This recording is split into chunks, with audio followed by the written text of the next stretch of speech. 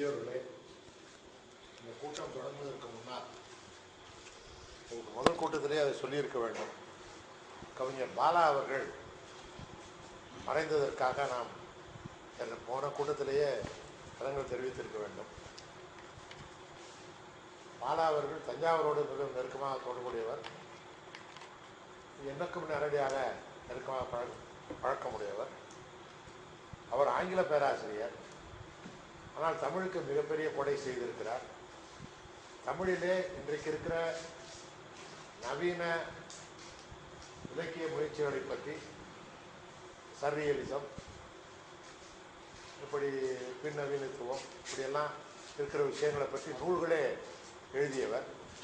அவரே ஒரு கவிஞர், சிறந்த இலக்கியவாதி.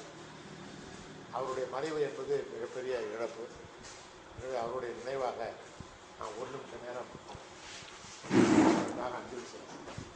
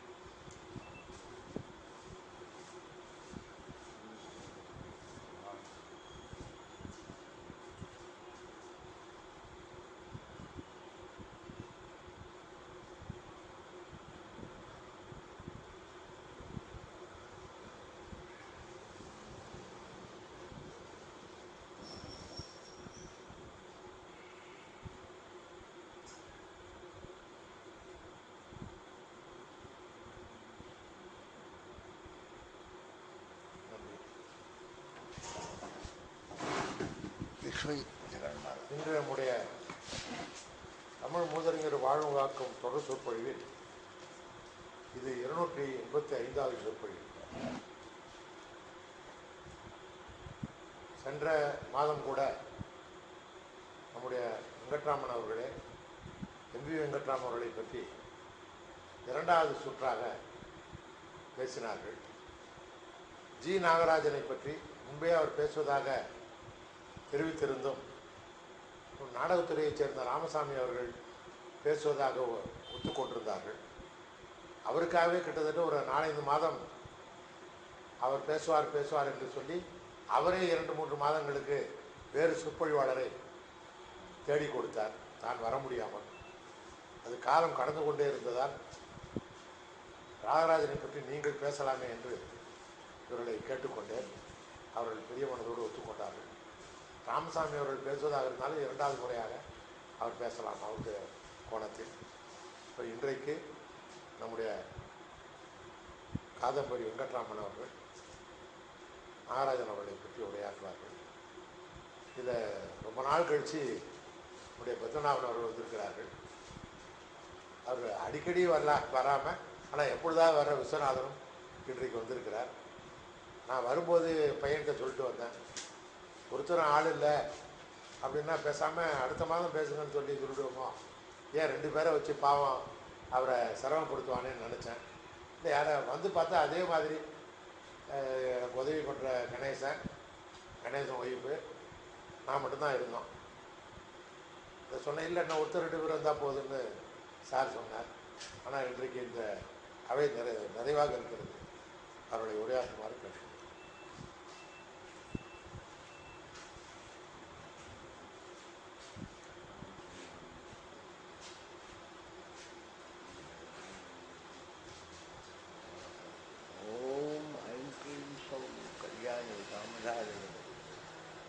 மத வாக்குவாதீஸ்வரா.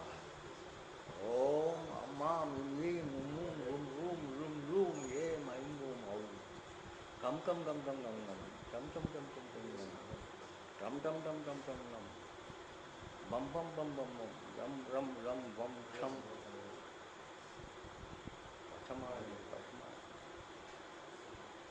உத்யாபார் விஸ்வா.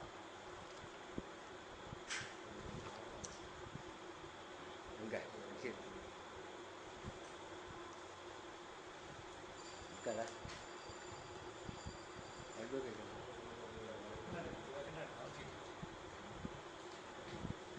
ஐயா வரீங்களா?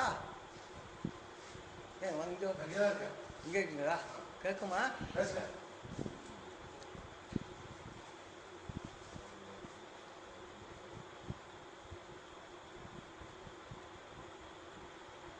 ரசிகமணி ராமலிங்கம் அவர்களே,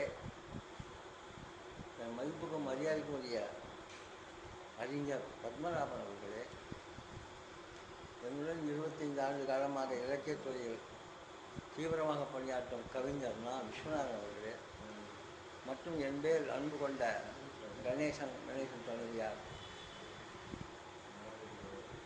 ராமலிங்கம் அவர்களுடைய புதல்வன் மற்றும் என் பேர் உண்மையான அக்கறையுடன் அபிமானத்துடன் அனுதாபத்துடன் இருக்கிற நண்பர்களே,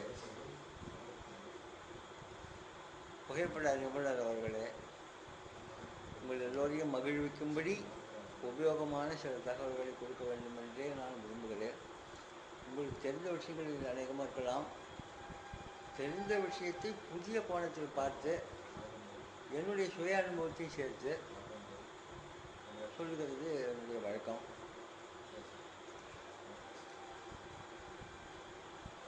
இது ஒரு ஸ்பிரிச்சுவல் எலிமெண்ட்டு கலந்துருக்கிறது. பொதுவாக நல்ல நூல் அறிவும் தன்னம்பிக்கையும் உடையவர்கள் எந்த கூட்டத்திலும் சமாளிக்க முடியும், பிறரை வசீகரிக்க முடியும். கேட்டார் பிணிக்கும் தகைவாய் என்று வள்ளுவர் சொன்ன மாதிரி எல்லாரையும் வசீகரிக்க முடியும். என்னுடைய பலம் ஆன்மீக பலம்தான். நான் வணங்கும் கலைமகள் எனக்கு சில பெருதவி செய்கிறார். என்னை போல 10 பங்கு 100 பங்கு படித்தவர்கள் முன்னாடியில் கூட பேசி அவர்களை கவரும்படியாகவும் பிரமிக்கும்படியாகவும் செய்யக்கூடிய ஆற்றலை அவர் கொடுத்திருக்கிறார். நான் பெரிய காளிதாசன் அர்த்தம் அல்ல, எல்லாருக்கும் அவள் செய்ய காத்திருக்கிறார். எல்லோரும் அவளிடம் போவதில்லை, அவ்வளோதான். அதனால் இந்த பேச்சில் எல்லாம் கவர்ச்சியோ வசீகரமோ அழுத்தமோ இருக்குமாயில் அது கலைமகளையே சேரும். அது குற்றங்களும் குறைகளும் இது என்ன பெரிய விஷயம், இதெல்லாம் சொல்கிறதுக்கு ஒரு கலைமகள் வரணுமா, 4ஆம் கிளாஸ் படித்தா போடாதான் அப்படின்னு இருந்தால் அதுக்கெல்லாம் அந்த குறைகள் என்னையே சேரும்.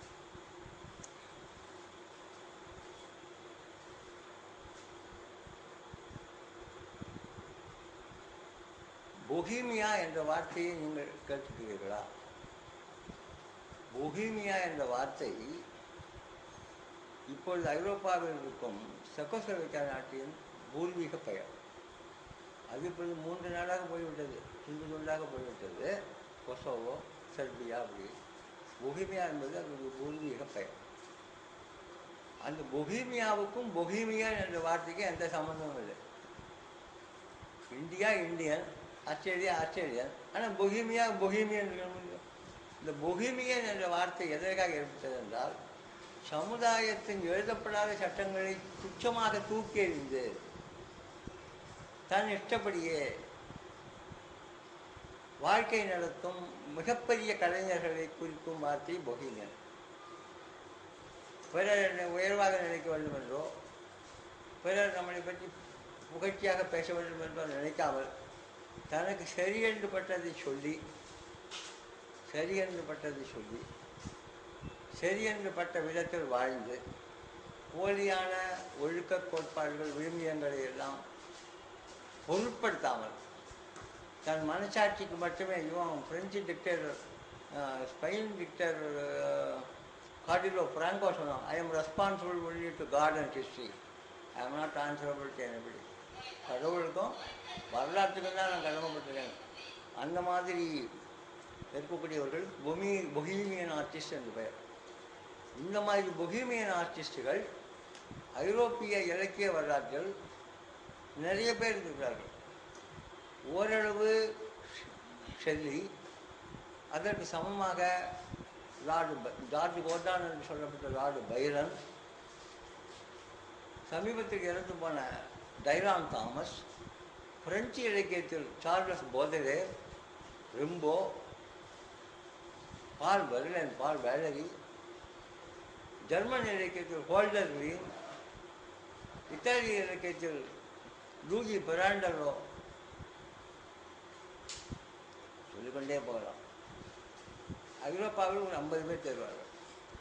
ஆனால் நான் அறிந்த வரையில் சரியான வாழ்க்கை வரலாறுகள் இன்மையினாலும் தகவல்கள் தவறாக இருப்பதாலும் அதை பற்றி ஆராய்ச்சியோ இதுவோ இல்லாமல் இருப்பதாலும் நம் நாட்டில் பொஹீமியன் வாழ்க்கை வாழ்ந்த ஆசாமிகளும் கம்மி, அவங்கள பற்றியும் விவரங்கள் இல்லை.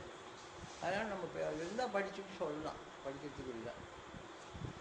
பாரதியார் இஷ்டப்படியெல்லாம் வாழ்ந்தார் என்றால் இந்த இவர்களை பற்றியெல்லாம் படித்ததால் தான். பாரதியார் ஷெல்லியுடைய சிஷ்யன் என்று சொல்லிக் கொண்டவர், ஷெல்லி தாசன் என்று சொல்லிக் கொண்டவர், ஷெல்லியின் கவிதைகளை அப்பட்டமாக தன்னுடைய கவிதைகளில் கொண்டிருந்தவர்.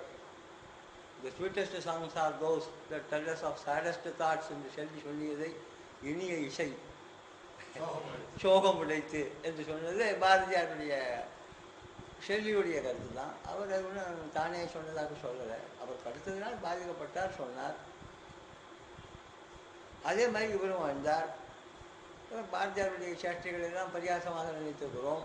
காரணம் ஒன்று, நான் லட்சியம் பண்ணல, நீ என்ன எனக்கு மார்க் போடுறது, உன் மார்க்கை நான் எதிர்பார்க்கலைங்கிற மாதிரி ஒரு மனோபாவம் தான் காரணம். அகம்பாவம் இல்லை, தன்னம்பிக்கை. அதற்கு பிறகு ஒன்றும் சரியா இல்லை. புதுமை பெற்ற 3 ஆட்கள் கிறுக்குத்தனமாக பேசுவார்களே தவிர செயலில் கன்ஃபார்மிஸ்ட் தான் அவர். இஸ் நாட் ஏ நான் கன்ஃபார்மிஸ்ட்.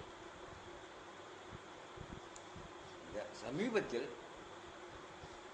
அந்த பொஹீமியன் இலக்கணத்துக்கு தகுந்தபடி தன் இஷ்டப்படியே வாழ்ந்து தன் வாழ்க்கையின் கடைசி சொட்டு இன்பம் வரையில் அனுபவித்து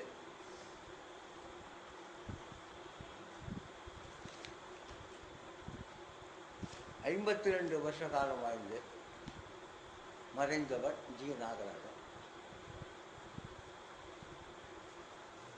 ஜி. நாகராஜனுடைய வாழ்க்கை கதையை சொல்லி வரும்போதே நான் ஒரே நேரம் ஜேம்ஸ் சாய்ஸ் போல இறந்த காலம், நிகழ்காலம், எதிர்காலம் 3 காலத்திலும் உறவு கொண்டே பேசுவேன். நீங்களும் அதற்கு தகுந்த நண்பர்களாக இருப்பதால் அதே வேகத்தில் நீங்கள் மனதில் வாங்கிக் கொள்ள வேண்டும். முரண்பாடு இருந்தால் பேச்சின் முடிவில் கேட்கலாம், ஏனென்றால் இந்த ஃப்ளோ தள்ளப்பட்டு போகும். சந்தேகம் தான் கேட்கலாம், நான் முகப்பணியுடன் பதில் சொல்ல சித்தமாக இருக்கிறேன். 1929 செப்டம்பர் 1ஆம் தேதி மதுரையில் கணேசையர் என்ற ஒரு வக்கீலுக்கு 7வது குழந்தையாக பிறந்தவர் இவர். கணேசையர் மதுரைக்காரராக இருந்த போதிலும் பழனியில் வக்கீலாக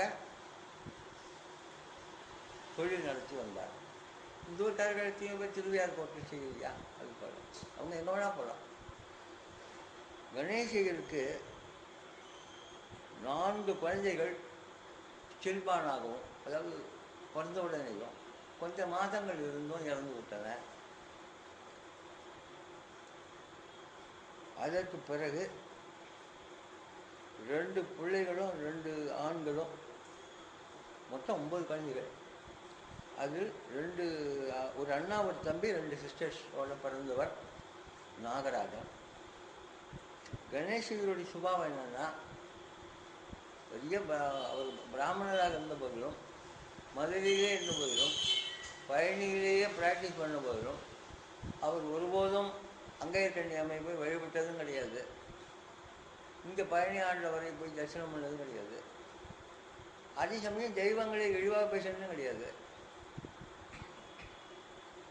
தான் உண்டு, தன்னுடைய தொழில் உண்டு, அது வர வருமானம் உண்டு, பெரிய குடும்பம், அது காப்பாற்ற வேண்டிய பொறுப்பு, அது போன்ற ஒரு மனோபாவம் உடையவர். யாரும் அவரை பற்றி குறைவாக சொல்ல மாட்டார், நல்ல மாட்டார் என்று தான் சொல்லுவார்கள். ஆனால் ஆண் குழந்தைகள் தகப்பனாரை ஹீரோவாக கொண்டு வளரும். அப்பா தான் அதுக்கு ஹீரோ. அப்பா என்ன செய்கிறான்னு பார்க்கும். அப்பா அநியாயம் பண்ணால் இது யோக்கியனாக வளரும். அப்பா சகல தப்புகள் பண்ணால் அந்த தப்புகளை பண்ணக்கூடாதுன்னு பிள்ளை குழந்தைகள் நினைக்கும். பெண் குழந்தைகளுக்கு அப்பா மேலே ஒரு க்ரஷ் உண்டு. ஆனால் அதே மாதிரி சுபாவங்களுடைய ஒரு வாலிபனை தேடி கல்யாணம் ஆனவுடனே அங்கே போயிடுவாங்க அவங்க. கணேசியர் தெய்வ பக்தி இல்லாமலும் மத ஆச்சார அனுஷ்டானங்களில் அக்கறை இல்லாமலும் ஒரு 30 மார்க் கூட அந்த சப்ஜெக்டில் வாங்காமல் இருந்ததனால் நாகராஜனுக்கும் வாழ்க்கையின் அடித்தளம் என்ன, வாழ்க்கையில் பெரும் புயல் அடிக்கும்போது நம்ம எது காப்பாற்றும் மாதிரி விஷயங்கள் அவருக்கு ஒன்றுமே இல்லாமல் போயிடுது. ஒரு ஆதாரம் இல்லை. தகப்பனார் நாஸ்திகராக கூட இருக்கலாம், அதை பற்றி தப்பில்லை. அவர் அந்த கொள்கையில் உறுதியாக நின்றால் அதே போல் நாமும் இருக்கலாம், நேர்மையாக இருக்கலாம், கௌரவமாக இருக்கலாம். இங்கர்சால் தான் இல்லையா, சார்லஸ் பிராட்லா இல்லையா, அதுதான் இருக்கலாம். ஒழுக்கமற்ற பக்தனை விட ஒழுக்கமுள்ள நாஸ்திகர் பெட்டர். கணேசியர் தன் குழந்தைகளை சரியாக வளர்க்கவில்லை என்றுதான் நாம் சொல்ல வேண்டியிருக்கிறது. ஏனென்றால் எந்த ஒரு பாத்திரத்தையும் நாம் அணுகும் பொழுது சைக்கலாஜிக்கலாகவும் சைக்கோ அனலிட்டிக்கலாகவும் சைக்கோ பேத்தலாஜிக்கலாகவும் அவங்க 18 வயசு வரைக்கும் எப்படி வளர்க்கப்பட்டார்கள் என்பதை புரிந்து கொண்டால் அவர்கள் வாழ்க்கையின் சாவி நமக்கு கிடைத்துவிடும். ஒரு மனிதன் அல்லது ஒரு பெண்மணி 18 வயது வரையில் எப்படி இருந்தார், பெற்றோர்கள் இருவரும் அவர்களிடம் அன்பு செலுத்தினார்களா, தகப்பனார் உயிருடன் இருந்தாரா அல்லது தாய் உயிருடன் இருந்தாரா, 2 பேரும் உயிருடன் இருந்தார்களா, 2 பேரும் இறந்து விட்டார்களா என்பதை பொறுத்து தான் அந்த ஒரு மனிதனோட குணம் அமையும். வாழ்நாள் பூரா அந்த குணம் அவனை வாட்டும். அந்த பேயிலிருந்து பிடியிலிருந்து இறந்த காலத்தின் பிடியிலிருந்து அவனால் தப்பவே முடியாது. அதனால் அவன் வாழ்க்கையில் அவன் பின்னால் செய்யக்கூடிய நற்செயல்களோ கெட்ட செயல்களோ அந்த இளமை பருவ அனுபவத்தின் பேரில் தான் இருக்கும். கேரக்டர் இஸ் டெஸ்டினி என்று சொன்னால் லியோபோல்டு நோவாலிஸ். இந்த கேரக்டரை உருவாக்குகிற இளமை பருவம் தாய் தகப்பனுடைய அன்பிலிருந்து வளர்ந்த குழந்தையுடைய சுபாவம் வேற, தகப்பனார் தாயாரை இழந்த குழந்தையுடைய சுபாவம் வேற, ஐதராவது பேரண்ட்ஸால் வளர்க்கப்பட்டவங்களுடைய சுபாவம் வேற. அதை புரிந்து கொள்ளாமல் நாம் ஒவ்வொரு மனிதரையும் அவன் வாழ்க்கையை பற்றியே லட்சியம் பண்ணாமல் அவன் செய்த செயல்களையே சொல்லிக் கொண்டிருக்கிறோம்.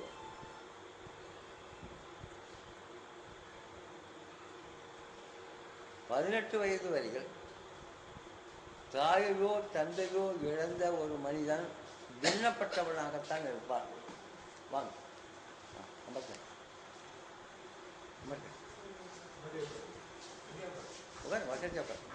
பின்னப்பட்டவனாகத்தான் இருப்பான். முழுமையான மனிதனாக இருக்க மாட்டான். ஏதோ ஒரு குறை அவனிடம் இருக்கும். மனதில் கோணல் ஏற்பட்ட பிறகு அவனுடைய பார்வையும் கோணலாகத்தான் இருக்கும். இது ஒரு ஃப்ராய்ட், கார்ல் குஸ்டாவ் யூங், சமீபத்தில் படித்த பெரிய மான்ஸ்ரோ வரையில் சமூக விஞ்ஞானிகள் இந்த கருத்தையை வற்புறுத்தி சொல்கிறார்கள்.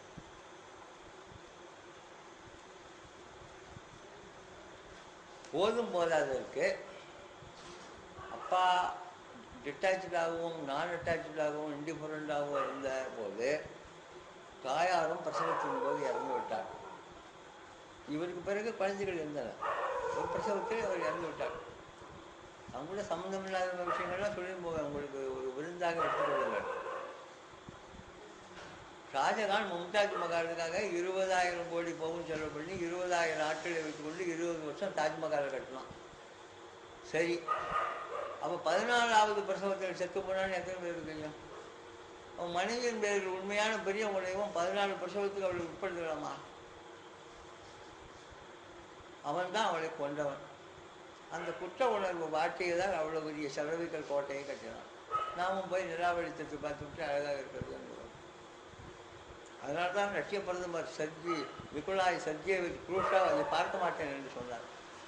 அதே காரணத்தினால் பேரறிஞர் ஆல்டஸ் கக்லி அதை பார்க்க மாட்டேன் என்று சொல்லிவிட்டுருவோம். இந்த டூம் ஆஃப் ட்ராஜடி எதுக்காக நான் பார்க்க வேண்டும்? விஷயம் தெரியாதவன் தாஜ்மஹால்ங்கிறான். 14 பிரசவத்துக்கு ஒரு அழகான பெண்ணை உட்படுத்தி அவளை கொன்று அதுக்கு பிறகு நீ வண்டியாக காலங்காலாக கண்ணீர் வடித்து யாரை ஏமாற்ற விஷயம்? அதுபோல் இந்த பிரசவத்தில் செத்து போய்விட்டார் நாகராஜனுடைய தாயார். ஏற்கனவே அக்கறை இல்லாத தகப்பன், பின்னால் அன்பு செலுத்திய தாய், 2 பேரும் போன பிறகு ஒரு சராசரி குழந்தையா இருந்தால் சமாளித்து கொண்டு வந்து விடும். ப்ரிகாஷன்ஸ் சைல்டு என்பது போல் அதி புத்திசாலித்தான குழந்தைகளுக்கு இந்த காயங்கள் ரொம்ப பெரிய பெரிய காயங்களாக இருக்கும். தாய் வழி குடும்பம் கொஞ்சம் வசதிக்கு இருக்கு. அதில் மாமா ஒருத்தர் இருந்தார், தாய் வழி மாமன். அவர் வீட்டில் அவர் திருமங்கலத்தில் இருந்தார். சார் நம்ம சார் பிடி ராஜன் பாராட்டு அவருடைய ஜமீன். அங்கே மாமா வீட்டு வரவழி படித்தார். 4ஆம் கிளாஸ் வரைக்கும் படித்தார், ஏதோ எலிமெண்ட்ரி ஸ்கூலில். அதுக்கு பிறகு 5, 6, 7, 8ன்னு படிக்கவே இல்லை. அவர் படிக்கலைன்னா பெரிய ஜவஹர்லால் நேருவா வீட்லேயே ஒவ்வொரு சப்ஜெக்ட்டுக்கு ஒவ்வொரு டியூட்டர் வந்து சொல்லிக் கொடுக்குறதுக்கு, இல்லை ரவீந்திரநாத் டாகூரா எல்லா பாடத்தையும் வீட்லேயே படிக்கிறதுக்கு. இவர் சாதாரண நம்ம மாதிரி தான், மிடில் கிளாஸ் தான். வேண்டான்னு நினைச்சிட்டாரப்பா, படிக்க என்னடா கேட்டேன். என்னுடைய நண்பர் காசிராமன் என்று ஒருவர் இருந்தார். இப்போ இருந்தால் அவர் கரெக்டாக இருந்துக்கணும். ரொம்ப அறிவாளி, உழைப்பாளி. அவர் பிரமாணம் மேலே வந்துருக்கணும், நியாயமாக கணக்கு லாஜிக்காக. அவருடைய பையனை காலேஜில் சேர்க்க மாட்டேன்ட்டார். 90 மார்க் ஒவ்வொன்றையும் வாங்கியிருந்தான். எந்த காலேஜில் வேணால் அவனை சேர்த்துப்பாங்க. ஏன்னு அவர் கேட்டேன். என்ன இந்தியாவில் தமிழ்நாட்டில் பிராமணனுக்கு என்ன எதிர்காலம்? உனக்கு குமஸ்தாவாக வருவான் அல்லது வாத்தியாராக வருவான். 3வது எதிர்காலம் கிடையாது. போகிறோம், அதுக்கு 10ஆம் கிளாஸ் படிக்க போகிறோம் அப்படின்னு சொல்லிட்டு. இவரே ஒரு சாதாரண மனிதனாக இருந்தால் பட்டி கிடத்தாவது அந்த பையனை படிக்க வச்சுருவார். அது மாதிரி இந்த அங்கிள் வந்து கொஞ்சம் படித்தவர். 6, 7, 8 அவரே self dot up to 8th. அவர் கணக்கில் புலி, இங்கிலீஷ்லையும் நல்ல அறிவுடையவர். தமிழிலும் ஒரு சராசரி தகப்பனாரை விட அதிகமான புலமை உடையவர் தான். இந்த 3 சப்ஜெக்டுகளையும் மருமகனுக்கு கற்றுக் கொடுத்தார். அதுக்கப்புறம் பிகே நாடார் ஹைஸ்கூல் திருமங்கலத்தில் 10, 11, 9, 10, 11 அங்கே படித்தார். இப்போ ரொம்ப பேருக்கு எஸ்எல்சின்னா 10th தான் தெரியும். நம்மெல்லாம் படித்த போது 11ன்னு இருந்தது, எஸ்எஸ்எல்சின்னு, ஸ்கூல் லீவிங் சர்டிஃபிகேட்டு. அந்த 11 வரைக்கும் பிகே நாடார் ஹைஸ்கூல் அங்கே படிச்சுட்டு வரது இல்லாமல், அதுக்கப்புறம் 9 முடிஞ்ச உடனே அவர் தகப்பனார் பழனியில் இருக்கிற எம்ஹெச் ஸ்கூலுக்கு அழைச்சின்னு போய் எதுவும் சுருக்கம், பெயருடைய சுருக்கம், 10, 11 அங்கே படிக்க வச்சா தங்கச்சி தம்பொறுப்பா. அப்பொழுது அப்பா கோர்ட்டுக்கு போயிடுவார். யாரோ சமையல்காரரை சமைச்சு போடுவான். பள்ளிக்கூடத்தில் பாடம் முடிஞ்சிடும். வீட்டுக்கு வந்தால் அம்மா வாடா குழந்தைங்க கூப்பிட்டு காட்டு கொடுக்கறதுக்கு தயார் கிடையாது. இந்த பையனும் அதிபுச்சாலி. அதனால் இவன் தப்பிப்பதற்கு ஒரே ஒரு வழி தான், மற்றவர்கள் விளையாடும் கிட்டுப்புல், கோழிக்குண்டு, இதெல்லாம் அவனுக்கு வேஸ்ட் ஆஃப் டைம் என்றப்பட்டது. பெரிய அறிஞர்கள் இளமை பருவத்தில் எல்லாருடையும் விளையாடுவதே இல்லை, விளையாடியதும் இல்லை. நவீன துருக்கியை உருவாக்கின முஸ்தபா கமால் பாஷா 3 வயதுக்கு வாசல் திண்ணைகள் உட்கார்ந்து கொண்டு காலையாற்றி கொண்டு மற்ற பசங்கள் விளையாடுவதை பார்த்து கொண்டிருப்பார். அவன் அம்மா எல்லா பசங்களும் விளையாடுறான தெருவில், முஸ்தபா நீயும் போய் விளையாடு என்று சொன்னார். நான் செய்ய வேண்டிய வேலைலாம் எவ்வளவோ இருக்குது, இவங்களோட போய் கோழி கொண்டு அடித்தா இவனா மண்புழு செத்து போடுவான், நான் சிரஞ்சீவியாக இருக்க போகிறோம், நான் செய்ய வேண்டிய வேலையை பற்றி யோஜனை பண்ணிட்டேன் அப்படின்னு. அது மாதிரி லங்கையில் ஏழையில் இவன் சுட்டகாமன்னு ஒரு ராஜகுமாரன் இருந்தான். 6 அடி நேரம் தண்டத்தில் பண்ண கட்டில், தொட்டில், அவன் அம்மாவும் படுத்துக்கலாம் குழந்தையும் படுத்துக்கலாம். அவ்வளோ பெரிய தொட்டிலில் சுட்டகாமனும் அவன் அம்மாவும் படுத்துனது போய் இவன் ஓரத்தில் போய் சுருங்கி சுருட்டிக்கிட்டு மராட்டை மாதிரி படுத்துருப்பான். அவன் அம்மா வந்து எரிச்சல் வந்து என்னடா இவ்வளோ பெரிய இடத்துல படுத்துக்காம அந்த கார்னரில் போய் படுத்துக்கிறேன் கேட்குறா. 1 வயசு குழந்தைய. நான் எப்படியுமா கை காலை நீட்டின்னு படுத்துக்க முடியும்? ஒரு பக்கம் தமிழும் நெசுக்கிறான், ஒரு பக்கம் கடல் நெசுக்கிறது, உடம்பெல்லாம் வலிக்கிறதுன்னா. எத்தனை வயசு பையன்? 1 வயசு பையன். அது மாதிரி 3 வயசில் ஜூலியஸ் சீசருக்கு கடற்கொள்ளையாளர்கள் திருடின்னு போன பிறகு, கிட்னாப் பண்ணி போன பிறகு 1000 டேலர் பணம் கொடுத்தா அவனை விட்டு விடுறேன்னு எழுது உங்கள் அப்பாவுக்குன்னு எழுதும்போது, சி என்னுடைய மதிப்பு வரும் 1000 டேலரா, 10 20 சைபர் பக்கத்தில் போடியா, எனக்கு மதிப்பு எனக்கு தான் தெரியும், உனக்கு என்ன தெரியும்னு சொன்னான். 3 வயசு சீசன். கருவில் திருவுடையார் அவர்களுக்கு எதிர்காலத்தை பற்றி தெரியும், தான் வந்திருக்கிற நோக்கம் என்னங்கிறது தெரியும், அது வரைக்கும் தன்னை எந்த சக்தியும் அழிக்க முடியாதுங்கிறது தெரியும். அதனால் அவங்க தைரியமாக செயல்படுவாங்க. நம்ம மாதிரி சாதாரண மனுஷனுக்கு 2 அடிக்கால் 2 இருக்கிறதே தெரியல, எதிர்காலமாக தெரிய போகிறது, தடுக்க விடுறோம். அப்படி வரும்போது புஸ்தகங்களே இவருக்கு புகலிடமாக இருந்தன. இவர் வகுப்பில் இருந்த சாதாரண மாணவர்களை விட இவருக்கு பொது அறிவு அதிகமாக இருந்தது. அதுக்கு பிறகு அவள் அப்பாவுக்கு ஆசை, பையன் உத்தியோகத்துக்கு போயிட்டான், இந்த பையன் ரொம்ப கெட்டிக்காரனாக இருக்கான், ஸ்டூடியஸாக இருக்கான், நம்ம மாதிரி ஒரு அட்வொகேட்டாக தயார் பண்ணுவோம், நம்ம வாழ்க்கையில் அடைய முடியாத சிகரங்களை நம்ம பையன் தான் அதை அடையாற்றோம். எல்லா தகப்பனாருடைய ஆசை தான், அதுமாதிரி உருவாக்க முடியாது, ஆசையை இருக்கிறது தப்பு இல்லையே. அதனால் மதுரா காலேஜில் கொண்டு போய் சேர்த்தான். மதுரா காலேஜில் இன்டர்மீடியட்னு அப்போ இருந்தது. முதல்ல பிஏ எஃப்ஏ, அதுக்கப்புறம் இன்டர்மீடியட்னு வந்தது, அதுக்கப்புறம் தான் அங்கே ஹைஸ்கூல்லேயே +2 வந்துச்சு. இப்போ மாறி போச்சு, அவங்க எல்லாருக்கும் தெரியும். மதுரா காலேஜில் இன்டர்மீடியட் படித்தார். அப்போ பிஏல சேர்த்தாங்க. மேத்தமெட்டிக்ஸில் சென்டம் வாங்கினார்.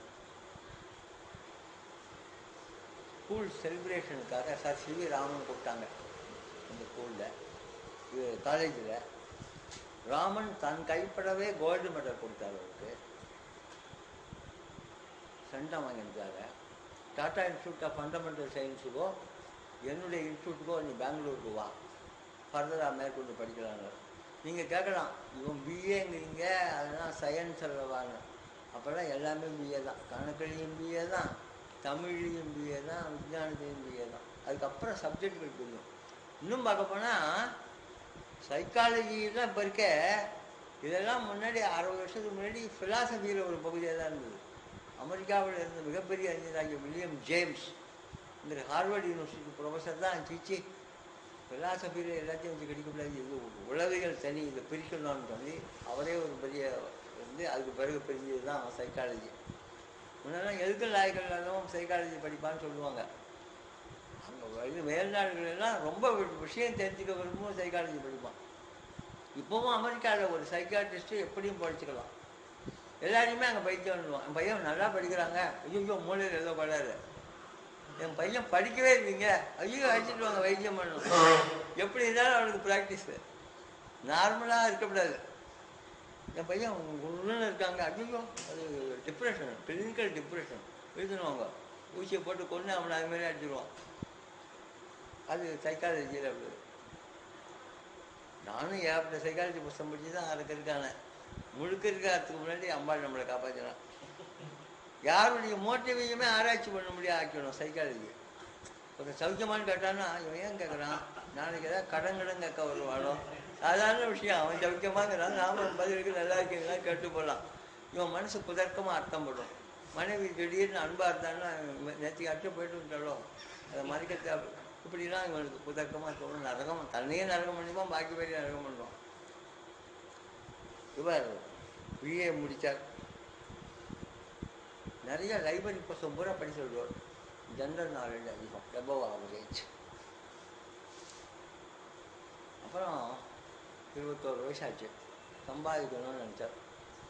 சம்பாதிக்கணும்னா அவங்க அப்பா பாக்கெட் மணிலாம் கொடுப்பார். இவருடைய அடாலசன்ட் 18 to 21ங்கிறது ஒரு ஆணுடைய வாழ்க்கையில் ரொம்ப டேஞ்சரஸான பருவம். அடாலசன்ஸ் முடிஞ்சு அப்போ அவனுடைய உணர்ச்சிகளுக்கு வடிகாலாக நியாயமான முறையில் எல்லாம் ஏற்பட்டிருந்ததுன்னா அவன் சௌரியமாக வந்துள்ளான்.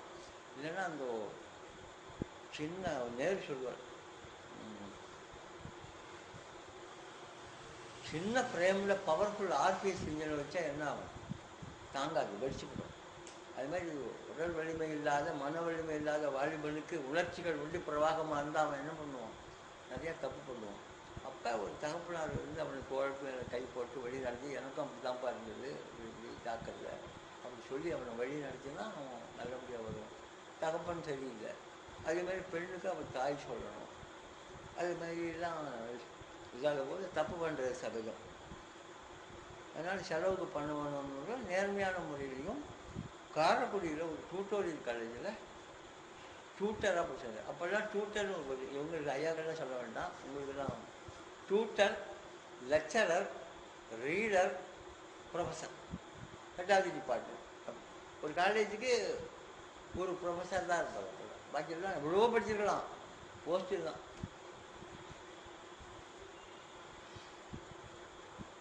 இந்த படிக்கட்டுகளை பற்றி ஒரு நிகழ்ச்சி, இதுலேருந்து டைவர்ஷன் தான். இருந்தாலும் உங்களுக்கு தேவைங்கிறதுனால, நானும் உற்சாகமாக இருக்கிறதுனால, வந்திருக்கிறவங்களாம் அறிஞர்களாக இருக்கிறதுனால சொல்கிறேன். என்னுடைய நண்பர் எஸ் ராமச்சந்திரன் ஹார்வர்டில் லெக்சராக இருந்தார்.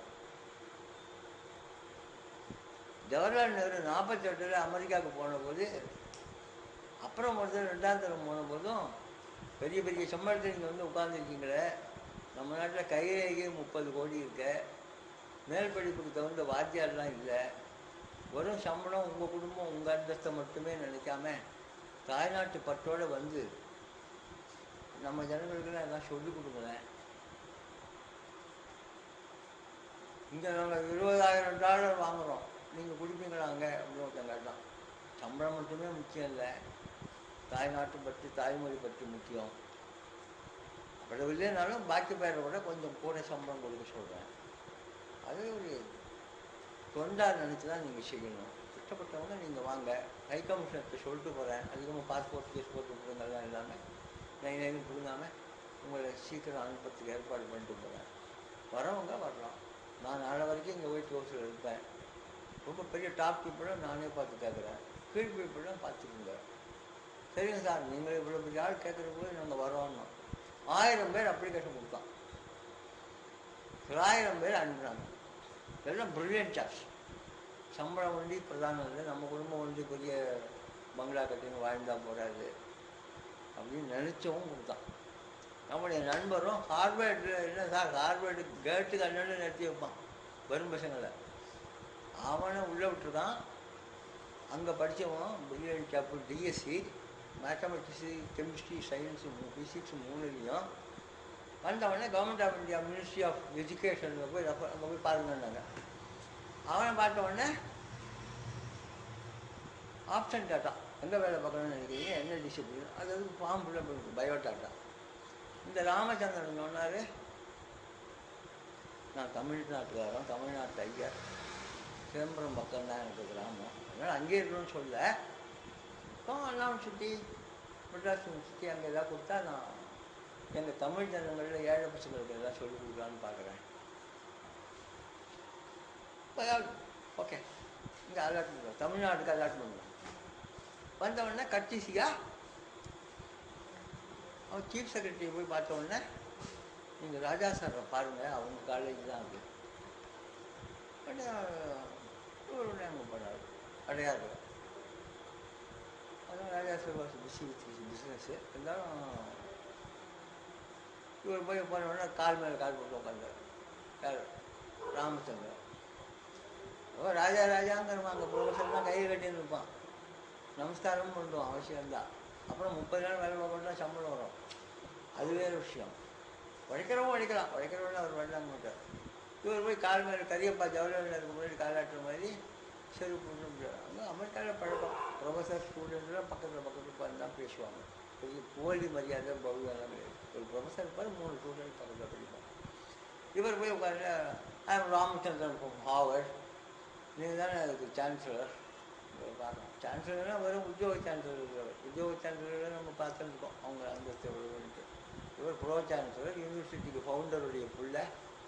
இஸ் சம்படி பெரிய மனுஷன், நிஜமாக பெரிய மனுஷன் தான். இவரும் ஒன்று அரகட்டாக நடந்துக்கலை. ஃபஸ்ட் இம்ப்ரெஷன் பேட் இம்ப்ரெஷன் கொடுத்து என்ன சொல்கிறாங்க, என்ன இங்கிலீஷில் பேசுகிறாங்க. அவரும் பிஏ தான் தெரியும். என்ன சொல்கிறாங்க, பக்கத்தில் இந்த பிஏ மாதிரி எங்கள் அமெரிக்காவிலேருந்து வந்திருக்கேன், எங்களுக்கு ப்ரொவைட் பண்ணணும்னு கேட்டால் உங்களை மரியாதைக்காக பார்க்க வந்தோம். நம்ம டேர்ம்ஸ்லாம் தெரியுமில்ல, 5 மினிட்ஸ் ஆகிட்டு நீ போ அப்படின்ட்டு. 5 மினிட்ஸ் டைமாக ஓகே. அவர் போயிட்டார். யூனிவர்சிட்டிக்கு போயிட்டா அங்கே விசி ஸ்டார் அவங்களாம் முன்னாடியே அவன் வருவான். அவனுக்கு என்ன பண்ணணும்னு முடிவு பண்ணி வச்சுருக்காங்க. வந்த உடனே வாங்க ஹார்வர்டில் படிச்சிங்களா? இல்லை, அங்கே படித்தா வேலையும் மாட்டேன். என்ன சப்ஜெக்ட்? ஹார்வர்டுங்கிறது எங்கேயா இருக்குது? பல பல்கலைக்கழகம். அது அமெரிக்காவில் பெரிய யூனிவர்சிட்டிங்க. சரி என்ன பண்ணாங்க? எது என்ன உனக்கு வேணும்? இல்லைங்க, இது மாதிரி நேருவே வந்து எங்ககிட்ட கேட்டு வர சொல்லிருக்காங்க, வந்து இருக்கிறோம், ஒரு வாரம் ஆச்சு, என்ன எங்களுக்கு போச்சு. நேரு சொன்னால் நேருகிட்ட போய் கேளு. இங்கே நாங்கள் வச்சதான் கேட்டோம். அந்த வேலையை விட்டியா இல்லையா? ரிசைன் பண்ணிட்டேன் சார். அப்போ நீ இங்கே தான் என்ன ஆகணும்? அப்போ வேலையே நம்பி வந்திருக்க, வரும்போதே சட்டப்பேரவை மணி ஆகிடுச்சுன்னுட்டு உட்கார் வேணா ஹாஸ்டலில் சாப்பாடு நல்லா இருக்கும், சாப்பிடுவேன். இல்லை சார், நாங்கள் முடிஞ்சால் நான் பார்த்துக்கிறேன். இங்கே பாரு, குழப்பம் வேண்டாம். இது செட்டியார்கள் பணக்கார வீட்டு பிள்ளைகள் படிச்சுட்டு அந்தஸ்தாக ஒரு பட்டத்தோடு போட்டதாக ஏற்பாடு பண்ண இன்ஸ்டியூட்.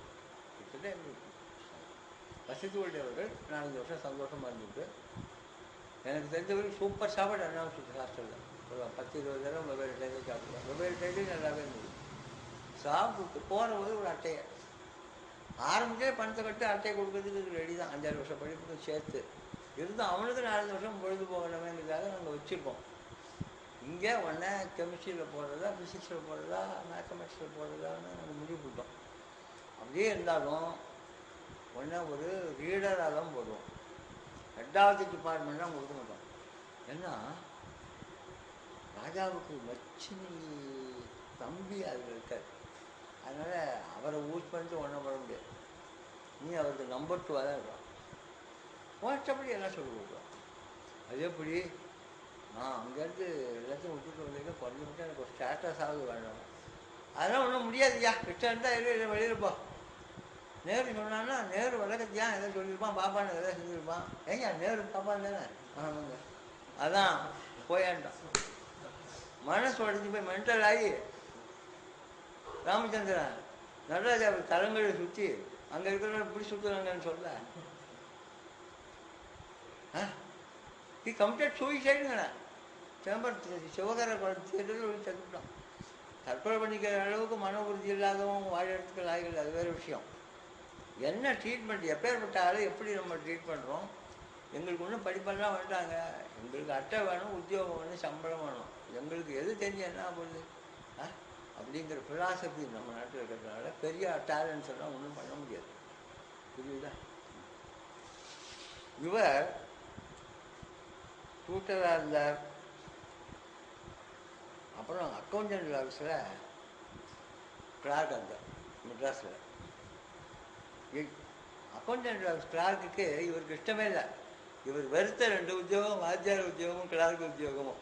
இந்தியாவில் 3வது எதிர்காலம் கிடையாது. ஒன்று கிளார்க் ஆகணும், அல்லது வாத்தியார் ஆகணும். வாத்தியார் எலிமெண்ட் ஸ்கூல் வாத்தியார்னு சொல்லி தான், காலேஜ் ப்ரொஃபஸர் ஒன்று தான்.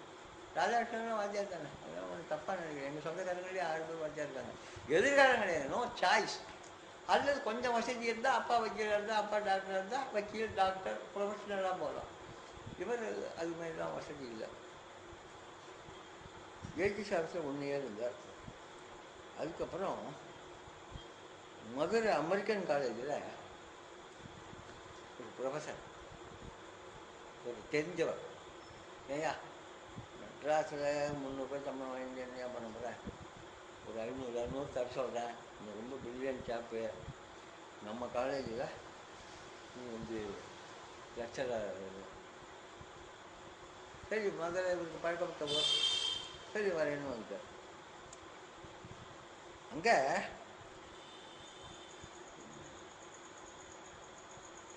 மதுரையில் அமெரிக்கன் காலேஜ், டோ காலேஜ் லேடிஸ்க்கு, ப்ரைவேட் காலேஜ், ஆராயா காலேஜ், மதுரை காலேஜ் எல்லாம் இருக்குது. காலேஜுக்கெல்லாம் ஒன்றும் பஞ்சம் இல்லை. இந்த அமெரிக்கன் காலேஜுங்கிறது பேரே அமெரிக்கன் காலேஜுன்னு இருக்குது. அமெரிக்கன் ஃபண்ட்ஸு கொடுக்குறாங்க, அமெரிக்கன் அலுமினியும் வர்றாங்க. இங்கே நல்லா படித்தா அமெரிக்காவுக்கும் போய் படிக்கிறதுக்கு லிங்கெல்லாம் இருக்குது, வசதிகள் நிறையா இருக்குது. இந்த வாய்ப்பு கிடைக்காத வாய்ப்பு. இங்கே வேலை கிடைச்சதே ஒரு வாய்ப்பு தான், அங்கேருந்து நம்ம போகலாம். அங்கே போய் டாஸ் கேபிட்டல் இருக்கு பாருங்கள், கார்ல் மார்க்ஸுடைய வேதம், அதை இவர் நொட்டு பண்ணி ஒப்பிச்சிருந்தார். பிடிக்குமா அவனுக்கு? சங்கராச்சாரியருக்கு போய் பெரியார் சிந்தனைகள்னு கத்தி படித்தோம்னா அவர், அல்லது பெரியார்கிட்ட போய் தெய்வத்தின் குரல் ரெண்டாவது அதையெல்லாம் தருவாருன்னு ஓங்கி விடாதுன்னு சொல்லி இடம் பொருள் படிக்கலாம். நமக்கு எல்லாத்தையும் நான் எல்லாத்தையும் படிக்கிறேன். இடம் பொருள் இங்கே தான் எதிராளிக்கு அது பிடிக்குமா பிடிக்காதா எவ்வளோ விஷயம் இருக்கு. இவர் போலித்தனம் கிடையாது. எனக்கு அதை தெரிஞ்சுக்கணும்னு ஆசைப்பட்டேன். புஸ்தகம் எழுதி தான் கிடைச்சது. நான் படிக்கிறதே கிடையாது. அவன் ஃபாதர் ஒருத்தன் பார்த்தான், ஐயோ மார்க்சிஸ்ட் அதெல்லாம் ஒன்றும் இல்லைங்க, நான் படிக்கிறேன், இப்போ தான் படிச்சுருக்கேன். சரி சரி அதெல்லாம் நீங்கள் படிக்கக்கூடாது, நம்ம அமெரிக்கன் மனுஷன் வச்சுருவான்.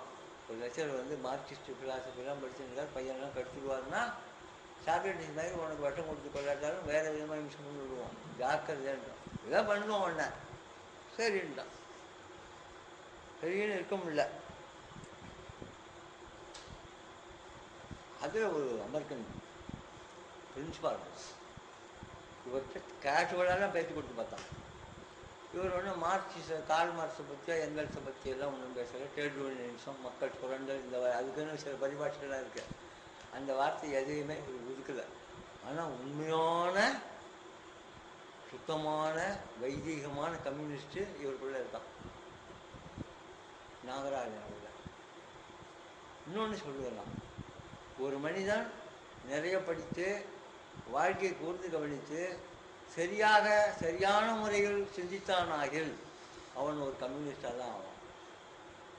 அதுக்கு பிறகும் மேற்கொண்டு இது கம்யூனிசம்ங்கிறது ஒரு பிஜின்னு வச்சுப்போம், அதுக்கு மேலேயும் தொடர்ந்து சிந்திப்பானாகில் ஒரு ஆன்மீகவாதியாக, ஒரு காந்தியனாகவோ ஒரு அரவிந்தோடைய பக்தனாகவோ ஆகும். சரியான சிந்தனை. படிக்காமல் சிந்திப்பது ஆபத்து, சிந்திக்காமல் படிப்பது வீழ்னார் கன்ஃபியூஷியஸ். சரியா சிந்திக்கணும், சிந்தனை வந்தால் அந்த முடிவு தர்க்க ரீதியாக போயிட்டே இருந்தால் அவன் கம்யூனிஸ்டாக தான் ஆகும், வேறு வழி இல்லை. உண்மையான மனிதாபிமானிகள் கம்யூனிஸ்டத்தில் இருப்பாங்க. அமிர்தமே விஷமாக மாறுற போது அவன் நக்சலைட்டாக மாறிடுவான். அமிர்தமும் ஒரு வாரத்து அமிர்தம்னா என்ன ஆகும், பிடிச்சி போய் விஷமாக விழுறான். இவர் கம்யூனிஸ்ட் ஆகிட்டார், புஸ்தகம் படித்து கம்யூனிஸ்ட் ஆகிறார்.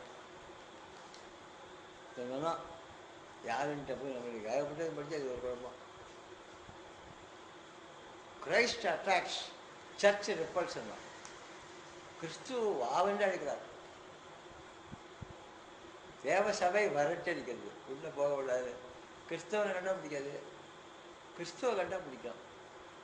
அப்படி ஆயிடுச்சு. இவரை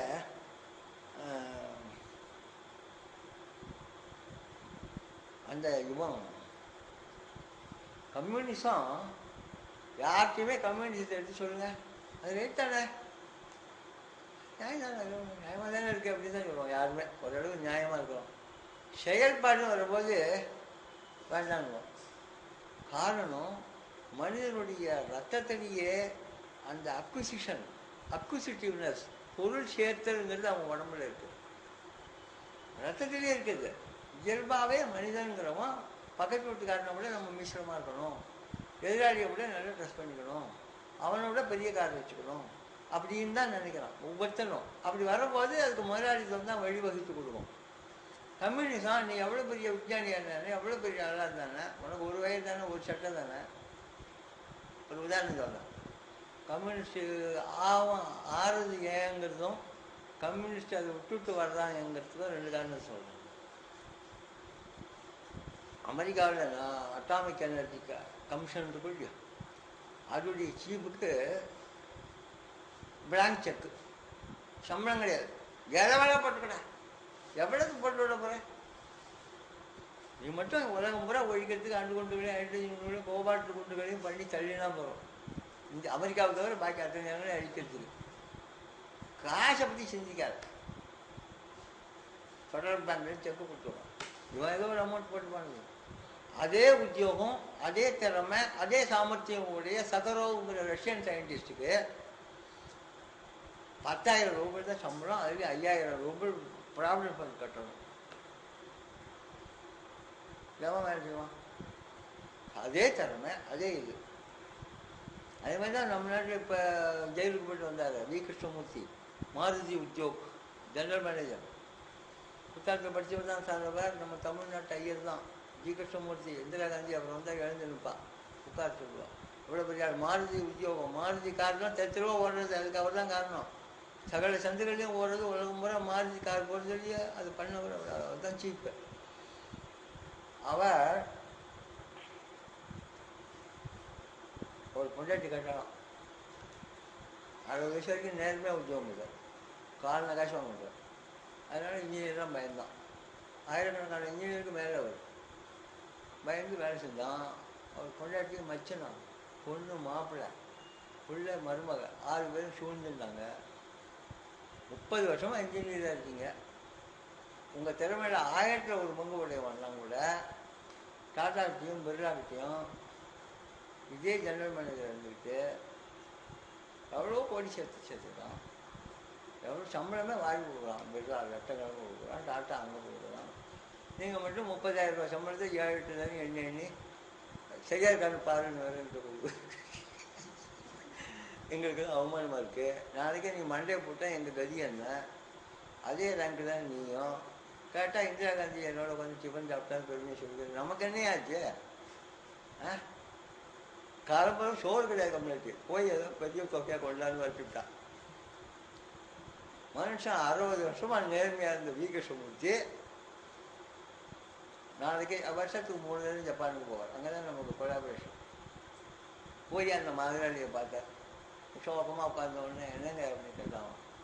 ஒன்றும் இல்லை, அதுக்குள்ளே அவன் இண்டஸ்ட்ரியல் ஸ்பைஸ் இருப்பாங்க, அங்கங்கே என்ன நடக்குதுன்னு அவன் பார்த்துட்டு நம்ம ரொம்ப நாளாக நினச்சிருந்தோம், 10-20 வருஷமாக நீங்கள் தான் பண்ணீங்க, ரவுண்டாக ஒரு 10-20 கோடி உங்களுக்கு கொடுப்போம்னு நினச்சிருந்தோம். நீங்கள் ரொம்ப நேர்மை அது இதுன்னு சொன்னாங்க. கொடுத்தவனை ஆபாசப்படுத்திங்கன்னா கஷ்டம், அவமானமாக போயிடும். மற்றவங்க உங்களுக்கு ஒரு ரெப்புடேஷனுக்கு பிரின்சிபிள்ஸ் இருக்குது, அது மீறி கொடுப்பாங்கன்னு நினச்சிருக்கோம். உங்கள் ஒரு அமௌண்ட் தரோம், பின்னாடி ரிட்டையர்மெண்ட் நீங்கள் கவலைப்பட வேண்டாம், அவங்களுக்கு ஒரு ஸ்டேட்டஸோடு நீங்கள் இருக்கலாம். ஒரு 50 கோடி உங்கள் பேரில் கிரெடிட் ஆன் ஸ்டார்ட்னு வியன்னாவிலையும் ஜூரிச்சிலையும் பிரான்ச்சோடைய ஒரு சுவிட்சர்லாண்ட் பேங்க் இருக்குது. அதில் போட்டு உங்களுக்கு நம்பர் வந்து கொடுத்துருவோம். குட்டாளம்னு ஒரு நம்பர் கொடுக்குறோம், அதான் உங்கள் சைஃபர் கோடு. நீங்கள் அதை போய் சொன்னால் அந்த டப்பா சாவியை கொடுப்பா, நீங்கள் எடுத்துகிட்டு வந்துடலாம். சரின்ட்டு பெரிய நமஸ்காரமாக வந்தார் வீகிட்டு முடிச்சு. ஜனநாயக நாட்டில் திறமையாளர்களை எப்படி என்ன பண்ணுறோம், இப்படி பண்ணிடுறோம். இது பம்பு தான். இருந்தாலும் நான் சொல்ல வந்த விஷயம், கம்யூனிஸ்ட் நாட்டுக்கும் ஜனநாயக நாட்டுக்கும் முதலாளித்த நாட்டுக்கும் வித்தியாசம் என்னன்னு நீங்கள் புரிஞ்சுக்கிட்டாங்க. ஏதோ இவருக்கு உச்சம் திமிரு வந்துருக்கு. இவர் பாரதியார் சொன்னார், அடுத்த வேலை சாப்பாடு கையில் இருந்தால் பிராமணனை கட்டி பிடிக்க முடியாது, திமிரு வந்துடுமா அவனுக்கு, பட்டினி கிடந்துட்டே இருக்கணும். அதனால தான் அவனை ஆதியிலேருந்து தமிழெல்லாம் தெரியாமல் படித்து போட்டு வச்சுருந்தான். ஏழை பாப்பான்னு தான் படிச்சிருக்குமே தவிர பணக்கார பாப்பான் ஏழை இப்போ தான். அப்போனா ஏழை பாப்பான் தான், ஒரு ஏழை பிராமணர் இருந்தார். அப்படி தான் புறாளத்தில் வரும். அப்படியே இருந்தபோது இவருக்கு பணம் வந்தாலும் இவருக்கு ஒன்றும் புரியல. நரசிம்மராவ் எப்பேற்பட்டாள்? சாதாரண சும்பனா? தன்னந்தினே ஒரு இந்தியாவுக்கு பிரைம் மினிஸ்டர் 5 வருஷம் ஆட்சி பண்ணி 30,000 கோடி ரிசர்வ், கோல்டு ரிசர்வ் வச்சுட்டு செத்து போயிருக்கான். நம்ம மன்மோகன் சிங் அவருடைய திறமையை கண்டுபிடிச்சி அங்கீகாரம் பண்ணி தனக்கு வாரசா நியமனம் பண்ணிட்டு போயிருக்கான். 16 பாஷை தெரியும்.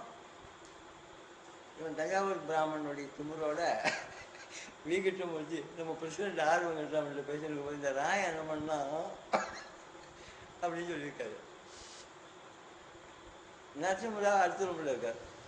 அந்த ராயம் உட்காந்துருக்கான், புரியாத ராயம். இவங்களுக்கு என்ன தெரியும், இந்திரா காந்தி லட்சியமே பண்ணுறது இல்லை. ராஜீவ்கிட்டே நான் சொல்லியிருக்கேன், அவங்க ஒரு சும்மா புரியாதவ ஏதாவது விஷயம் தான் என்னை கேளுன்னு சொல்லியிருக்கேன். நான் ராகாவாராயணும் நாகாக்க காவாக்கா சோகாப்பர் சொல்லி இழுக்குப்பட்டுனாரா வள்ளுவர், சும்மாவா சொன்னார். நரசிம்மராவுக்கு தமிழ்லாம் தெரியும். மலைப்பட்டு கொட்டாம் நெடுநாள் வடை, அது நெடுநாள் வாடை, 2 இங்கிலீஷும் மொழிபெயர்த்திருக்காரு. ஒரு பேருக்கும் தெரியாது. எப்படி இருக்கும் அந்த மனுஷனுக்கு?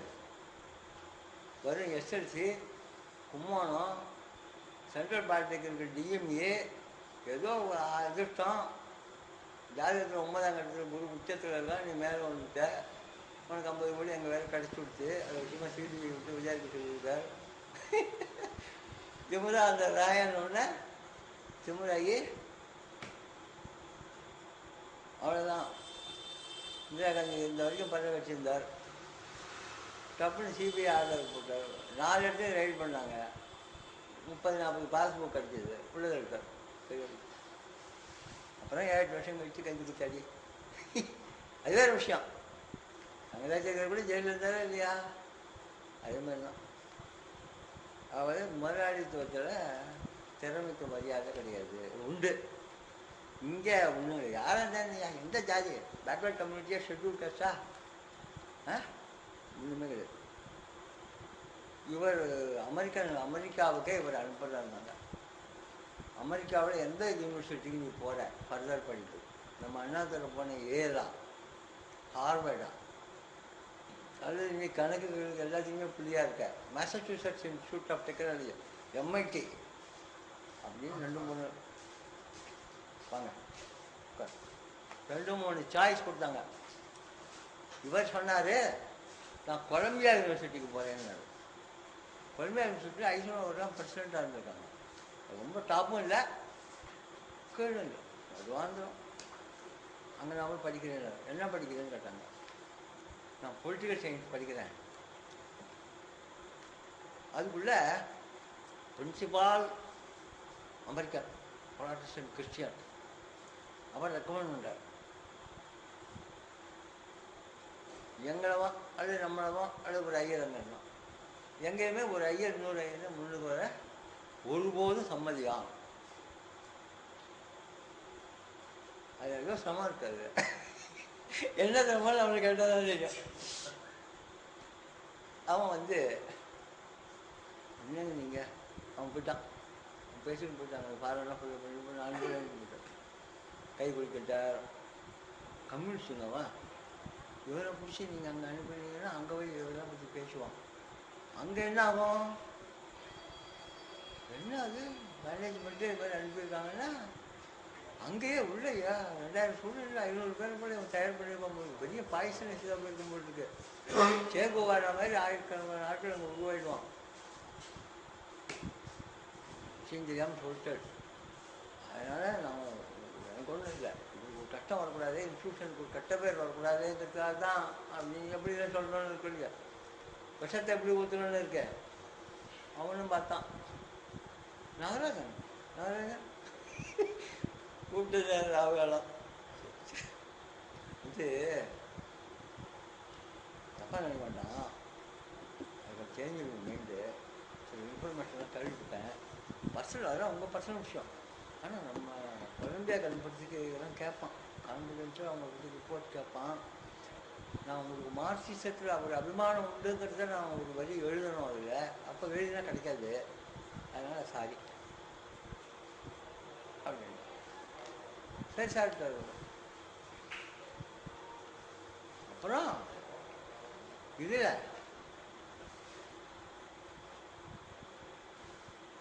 அந்த காங்கோவில் செத்து போனாங்க.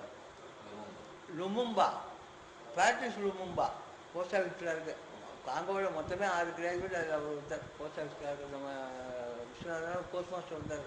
அவர் கிளார்க்கோடு இருந்தார். அவர் தான் காங்கோவுடைய ஃபஸ்ட்டு பிரைம் மினிஸ்டர். அவரை கொலை பண்ணாங்க முதலாளிகள் சேர்ந்து. அதுக்காக ரஷ்யாவில் 100 கோடி செலவில் லுமும்பா யூனிவர்சிட்டின்னு ஒன்று கட்டினாங்க. அதில் மெயினாக under developed countries, oriental countries, others, அமெரிக்காவுக்கு கிடையாது, சவுத் அமெரிக்காவுக்கு உண்டு, வெஸ்டர்ன் யூரோப்புக்கு கிடையாது, ஈஸ்ட், அப்படிலாம் பிரில்லியன்ட் ஸ்டூடெண்ட்ஸ் போராக இருந்தால் அங்கே எது வரைக்கும் வேணாலும் படிக்கணும். ஹாஸ்டல் ஃபீஸ் எல்லாம் ஃப்ரீ. இவர் அங்கே போகலான்ட்டு அப்ளை பண்ணார்.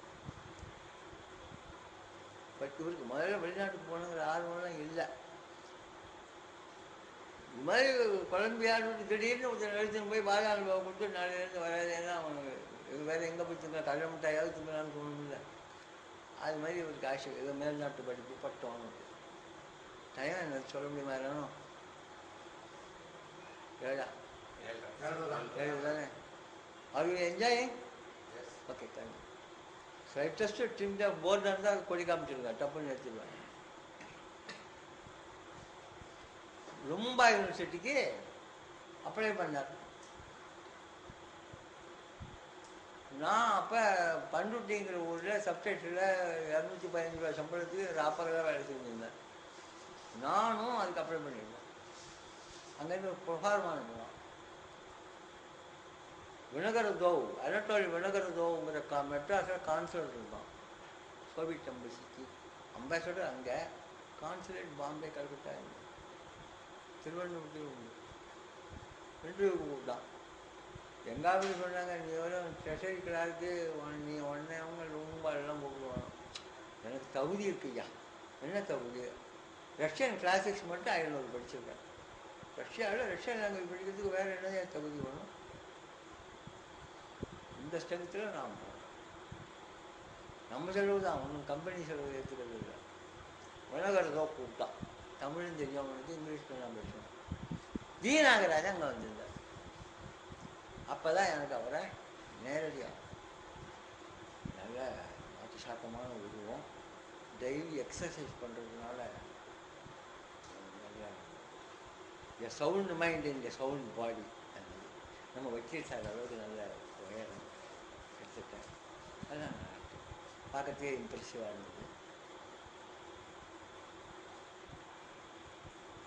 வினகரதோ என்ன அவரை கேட்டான், அவரை கேட்டான். ஜி நாகராஜன் அவன் கொஞ்சம் கிளாசிக்ஸ்லாம் படிச்சிருக்கேன். டால்ஸ்டாய் படிச்சிருக்கேன், டாஸ்டாயெவ்ஸ்கி படிச்சிருக்கேன், புஷ்கின் படிச்சிருக்கீங்களான்னு கேட்டான். ஓ புஷ்கின். லெர்மாண்டோ கேள்விப்பட்டு தான் படித்தது. அப்புறம் கோகோல் படித்தது.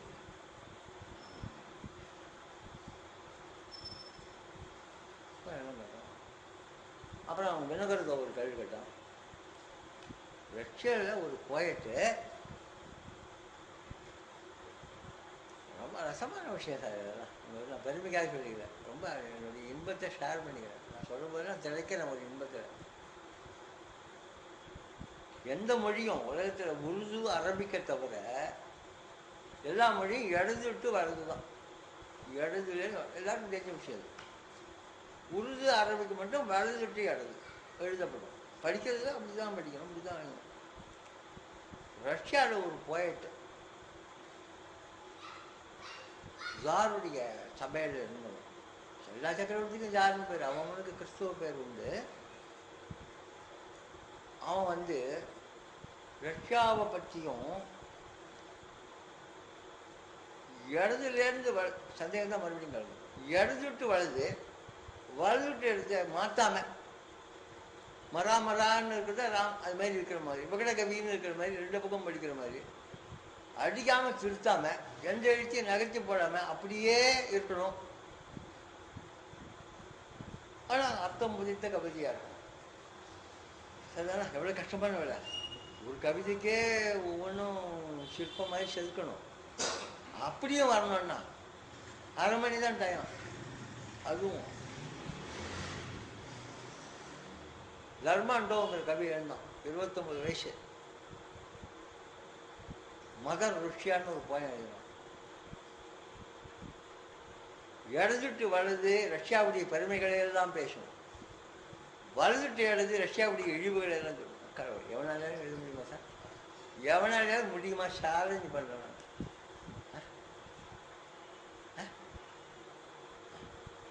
இந்த 2 மொழிபெயர்ப்பையும் அவராம் யார்மோலின்ஸ்கிங்கிற பெரிய பேராசிரியர் தொகுத்த Russian compendium of golden treasury of Russian லிட்ரேச்சர்னு 1500 பக்கம் புத்தகத்தையும் படிச்சுட்டு அதில் சொல்கிறேன் உங்களுக்கு. அது அவன் பார்த்தான், மொழிபெயர்ப்புன்னா சப்புன்னு போடுவான். எழுதுட்டு வலதுட்டு எழுதுன்னு போட்டான். படிச்சுங்களா? இப்படி படித்து பாருங்க, அப்படி படிச்சு. ஆனால் அப்பேற்பட்ட கவியை தவிர லெர்மாண்டோ, கேத்தரின்னு ஒரு ரஷ்யாவில் பெரிய சக்கரவர்த்தி இருந்தாங்க. இந்திரா காந்தி மாதிரியே இருப்பான். அவன் மாதிரி இந்திரா காந்தி இருப்பான். கிராப்பு அவர் ஹேர் கட்டிங்கலாம். கேத்தரின் த கிரேட்டுன்னு பேர், பெரிய ராணி. அவள் சர்வாதிகாரி. அவளை பாராட்டி எழுதணும்னு ஒரு கவிதை எழுதினான். பெண் சிங்கத்தின் பிளறுமை இருப்பாளன்னு இருப்பான். பெண் சிங்கத்துக்கு ஏது பிளறு மயிறு? ஆண் மயிலுக்கு தான் தோகை, ஆண் கோழிக்கு தான் கொண்டை, பெண் சிங்கத்துக்கும் புலி மயில் தான் இருக்கும். ஒரு வயலும் இந்த தப்பு கண்டுபிடிக்கல. ஒரு பொடிப்பைய நேற்றுக்கு கூட 1ஆம் கிளாஸ் புத்தகம் படித்தேன், பெயிண்டிங்கான்னு போட்டுருந்தது, அது கிராப் பெட்டி தான் இருந்தது அப்படின்ட்டான்.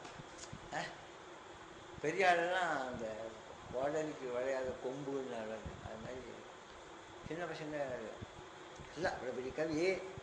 காரணம் என்னன்னா, அவன் புஸ்தகத்தை பார்த்து தான் எழுதியிருந்தான். சிங்கம்னு போட்டு ஒரு சிங்கத்துடைய படம் போட்டிருந்தது. பெண் சிங்கமும் அது மாதிரி இருக்கும் போட்டுன்னு நினச்சி எழுதிட்டான். தண்டனை நம்ம சுஜாதானிங்க ஒரு ரேட்டில் இருந்தார் பாருங்க. அவர் என்ன பண்ணிட்டாரு, இந்த முடக்கித்தான் மரம்னு எழுதிட்டார் சமீபத்தில். முடக்கித்தான் மரம் எங்கே இருக்கோ எனக்கு தெரியாது. அது மாதிரி அவ்வளோ பெரிய மார்க்கை போல உலகம் பூரா சுற்றி விட்டு இந்தியாவில் 100 அடிக்கு பஞ்சு மரம்லாம் நான் பார்த்துருக்கேன்னு எழுதிட்டான். புழுகுன்ட்டாங்க பஞ்சு மரம் 100 அடி. ஆனால் அவன் பொய் சொல்லலை, இந்த இலவ மரத்தை சொல்லியிருக்கான். ஒரு பயிராவது இலவ மரம்னு ஒன்று இருக்குது, தென்னிந்தியாவில் கோவில் வாசல்லாம் பந்தலுக்காக கட்டியிருப்பானுவான்னு சொல்லலை, புழுகுறான்ட்டான். 100 அடிக்கு அது பஞ்சு மரம் அப்படின்னா புலவன்கள்லாம் புலவனுக்கு கஷ்டப்பட்டுருக்காங்க. அவங்களோட படிச்சவன்கிட்ட மாட்டிக்கிட்டு இதை வினகரதோ வந்து இப்படி இப்படி இப்படி இப்படி ஒரு போயம் இருக்கு, நீங்கள் படிச்சிருக்கீங்களா கேள்விப்பட்டிருக்கீங்களா நாகராஜனை கேட்டான். நாகராஜனுக்கு பால்கா தனக்கு தெரியாத விஷயத்தான் தெரியும்னு சொல்கிறதோ சொல்றால் அடிக்கிறதோ இந்த மாதிரி விஷயங்கள்லாம் பிடிக்காது, கிடையாது. அதில் ஒன்றும் தப்பு இல்லை. எல்லாருக்கும் எல்லாம் தெரிஞ்சுக்க முடியுமா? சரஸ்வதியே இன்னமும் படிக்கிறாங்கன்னா நம்மளாம் எந்த முறை சார்? அவன் சொன்னாரு, நான் அதெல்லாம் வந்து தெரியாது சொல்லட்டாமா. 700 புத்தகம் படித்து தான் எழுதுவீங்க உங்கள் அப்ளிகேஷனில். இதுவும் அதில் வருமா? ஆமாம் சார். ரல்மான் தோ இந்த போயம் இது வந்து இந்த அனட்டாட்டே சொன்னேன். காத்திரை இந்த கிரேப்பு சிங்கம் மாதிரி இருக்குன்னு சொன்னோன்னே எல்லாரும் பழையா சொன்னேன். சரி, யூ ஆர் செலக்டட் எனக்கு சொல்கிறான். You are selected. 3 கிரவுண்டு. மாட்டேன்னு சொன்னதுக்கு பல காரணம். 3 வருஷம் இங்கே வரக்கூடாது, சேர்ந்துட்டா 3ஆவது வருஷம் ஏரோப்ளேட்டில் ரிட்டர்ன் டிக்கெட் கொடுப்போம், எல்லாமே வரலாம். உனக்கு கொடுக்குற ஸ்டைபண்டில் பாதியை தான் உங்கள் குடும்பத்துக்கு அனுப்பலாம். 1000 ரூபாய் ஸ்டைபண்டு. எனக்கு அப்போ தான் குழந்தை பிறந்துட்டு நடக்காத தலையிலே ஊழுது, உலகாரியாத மனைவி, வயசான தாயார், இதெல்லாம் விட்டுட்டு வரக்கூடாதுன்னா மனசு கேட்குறேன். வெங்கடாமன் பெரிய ஜீனியஸ்னு உலகம் பூரா சொல்கிறது முக்கியமாக, தாய்க்கு பக்கத்தில் இருந்து அம்மா அம்மான்னு சொல்கிறது முக்கியமாக, இந்த ஓம குழந்தைய தலையை முத்தம் கொடுக்கறது முக்கியமாக வேண்டாம் சார். அப்பவும் சபலம் இருந்தது. கொஞ்ச நாள் கழிச்சு அந்த ஸ்டைபண்ட் பண்ணுறதுங்க இவங்கெல்லாம் இருக்க போகிறாங்க, நம்ம படிச்சு போயிட்டு. இங்கே வந்து காலேஜ் லெவலில் இன்டலெக்சுவல்ஸாக ரஷ்யாவுக்காக ஒர்க் பண்ணக்கூடியவங்கள ஒரு லிஸ்ட்டு கொடுக்கணும் அவங்கள்ட்ட. நாங்கள் ஒரு 500 சைஸ் கொடுக்கணும் அப்படின்னு. அப்போ நீங்கள் எங்கள் நாட்டுக்கு துரோகம்னு சொல்கிறீங்க அப்படின்னு. ஒன்றும் அப்படி சொல்ல, செஞ்சால் உதவியாக இருக்கும்னு தான் சொன்னேன். சாரி சார், ஒன்றும் பெரிய பேட்டிட்டா சுபாஷ் சந்திர போஸ் மாதிரி இல்லைனாலும் துரோகம்ன்றது நம்மளால ரெடியாக இல்லை. நம்ம வரத்துக்கு ஒரு காரணம் வர முடியும். என் காரணம் என்னமோ என் ஊமை கொஞ்சம் விட்டுட்டு போக முடியாமல் இருக்குதா அவன்கிட்ட நம்ம இப்போ சிரியா. டி நாகராஜன் சொன்னார், என்ன மார்க்சிஸ்ட், நான் பத்தாரெல்லாம் சேஞ்ச் பண்ண முடியும்னு நினைக்கல. The Marxist is born and not made. அதனால் வெறும் ப்ரோஸ்லைட்டேஷன் பிரெயின் வாஷ் பண்ணி ஒருத்தர் உருவாக்க முடியாது அப்படின்னு சொல்லிட்டார் நாகராஜனுக்கு. அப்புறம் நான் அவருக்கு தெரிஞ்சு ஆர்டர் சொல்லிட்டு சொன்னோம். எனக்கு வராதுன்னு தெரியும், அங்கேயே தான் முடிஞ்சுச்சேன், வந்துட்டேன். அப்போ இந்த 2 அப்போ தான் பண்ணேன் பார்த்துட்டேன். இன்னொன்று, இது வரைக்கும் அவருடைய நல்லபடியாக வந்தார். சகவாச தோஷம்னு ஒரு கொள்ளியும் பூவோடு சேர்ந்த நாரும் மனம் பெறும், பன்றியோடு சேர்ந்த கண்ணும் மறந்துன்னு ஒரு பழமொழி இருக்கு. அதை நீங்களாம் மறக்கூடாது தமிழில். இவர் என்ன பண்ணார், வெறும் மார்க்சிசத்தை படிச்சுட்டு வேர்ல்டு மார்க்சிஸ்ட் ரிவ்யூ எல்லாம் ஒப்பிச்சா போறாது, ஃபீல்டில் இறங்கி வேலை செய்யணும்னு இல்லை. அது ரைட்டு, ஆக்டிவ் கம்யூனிஸ்ட். அப்போ திருநெல்வேலிக்கு போனார். இந்த meantime he was disuse with the management. Marxist வேண்டான்ட்டாங்க. இங்கே வேலையும் போயிடுது, மதுரையில் வேலை போயிடுது. திருநெல்வேலிக்கு போய் அங்கே வானமாமலை ப்ரொஃபஸர் நாவண்ணா வானமாமலை ஆராய்ச்சி பத்திரிகைகள் நடந்தார். அதில் இவரும் ஸ்டாஃபாக இருந்தார். ஏதோ கொஞ்சம் சம்பளம் கொடுத்தாங்க. ட்ரேட் யூனியன் மூமெண்ட் அது இது அந்த மாதிரி பீப்புள்ஸெல்லாம் பழகினார். தோன்னா மூணாட்சியனா ரகுநாதன் புதுமை பெற்ற வாழ்க்கை எழுதினார். பஞ்சும் பசியும். அவர் சாந்தின்னு ஒரு பத்திரிகை, நல்ல நல்ல ஜெயகாந்தனவங்களும் எழுதியிருக்காங்க. அதில் சாந்தியில் எழுதின போது இவருக்கு சுந்தர் ராமசாமி, கிருஷ்ணன் நம்பி, டி செல்வராஜ் இந்த மாதிரி எழுத்தாளர்களுடைய சிநேகிதம் இருக்குது. சுந்தர் ராமசாமி பணக்காரர், வசதி உடையவர். கிருஷ்ணன் நம்பி நம்ம மாதிரி மிடில் கிளாஸு.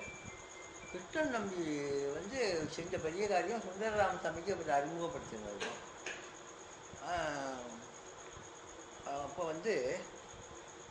திருநெல்வேலியில் வெறும் கம்யூனிசத்தை பேசி கொடுக்கணும்ல, ஃபீல்டில் இறங்கணுங்கிற இதுமாரி நகர சபை ஒரு ஏரியாவில் ஒரு விதமான வசதியும் செய்யாமல் மெட்ராஸ் கார்பரேஷன் ரொம்ப நாள் வரைக்கும் மாம்பழத்தை ஒதுக்கியே வச்சிருந்தோம்.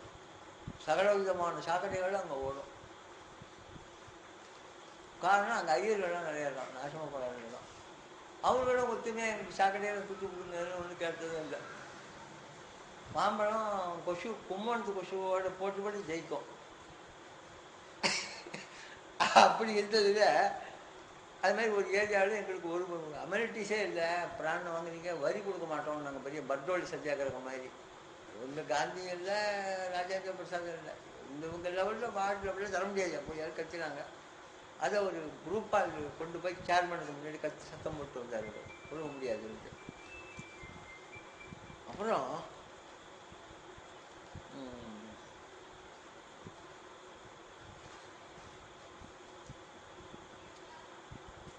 சங்கர் நாராயணங்கிற ஒரு அமெரிக்கன் காலேஜ் ப்ரொஃபஸர் மதுரையில் டியூட்டோரியல் எடுத்தோம். அங்கே பண்ணார். மனுஷன் எது இறங்கினாலும் ஃபுல் ஸ்விங் தான். அதாவது டியூட்டர் சால்ட்டும்பாங்க. இங்கிலீஷ் எடுப்பார், கணக்கு எடுப்பார், கெமிஸ்ட்ரி எடுப்பார். தமிழுக்கு போகிறதில்லை. அங்கே ஸ்லைடு போடுவாங்கணும் சினிமா கொத்தாரு. ஜி நாகராஜன் கெமிஸ்ட்ரி கிளாஸ் எடுக்கிறார், வாங்க. ஃபிசிக்ஸ் எடுக்கிறார், இங்கிலீஷ் எடுக்கிறார். நிறையா டியூட்டோரியல் கிடைக்குது. நிறையா போகணும் வரும். நிறையா விஷயங்கள் சொல்லி பசங்களை ஓட வரட்டாமல் அடுத்த கிளாஸுக்கு வரணும்னு ஆசைப்படுற மாதிரி அது ஒரு பெரிய சமயம் இல்லையா. இந்த மீன் டைம்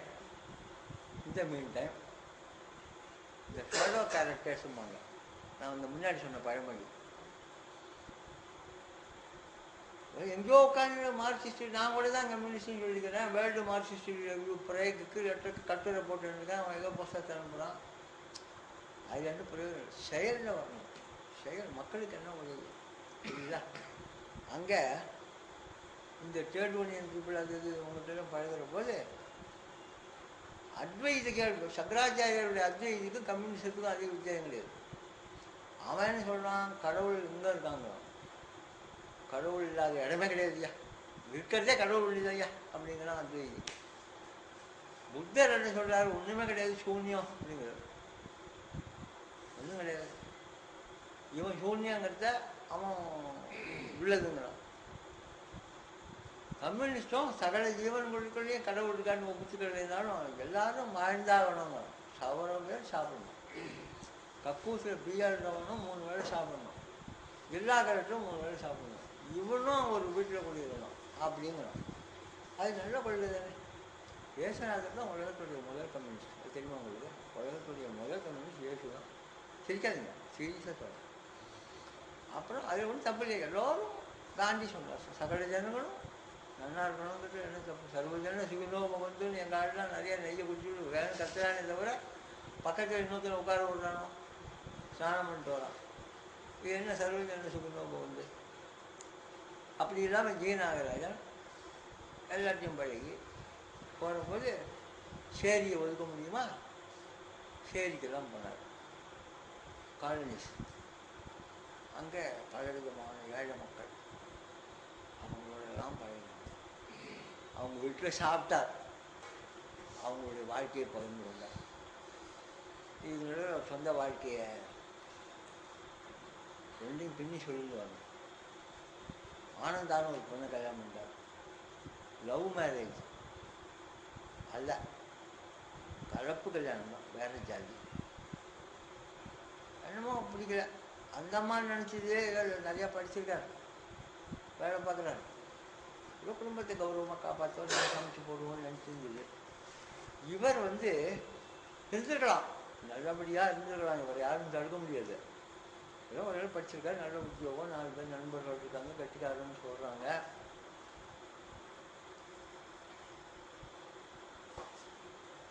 சட்டையர்னு ஒரு வார்த்தை இருக்குது இங்கிலீஷில், SATARE இல்லை, அது அங்கதம், கிண்டலாக சொல்லுவோம். சார் பெரிய ஆள் அப்படிங்கிறது பொறிக்கன்னு அர்த்தம். அது மாதிரி அது கிண்டல், கீழ்வெட்டு பேச்சு, அது அங்கத பேச்சு. பழிவது போல புகழ்தல், புகழ்வது போல படித்தல், அதெல்லாம் தமிழில் சொல்கிறாங்க. சேட்டையர்னு சொல்கிறாங்க. அதுக்காக அந்த உச்சரிப்பில் என்ன பண்ணுவான், SATYR, நான் முன்னாடி சொன்னது எஸ்மணி ராமனுக்கும் பத்மநாபனும் கொண்ட அறிஞர்களுக்கு இந்த விஷயங்கள்லாம் ரொம்ப ஆர்வமாக இருக்கவங்களுக்காக நான் உங்களுக்கு மெனக்கட்டி சொல்கிறேன். சட்டையர் அது எல்லாருக்கும் தெரியும்.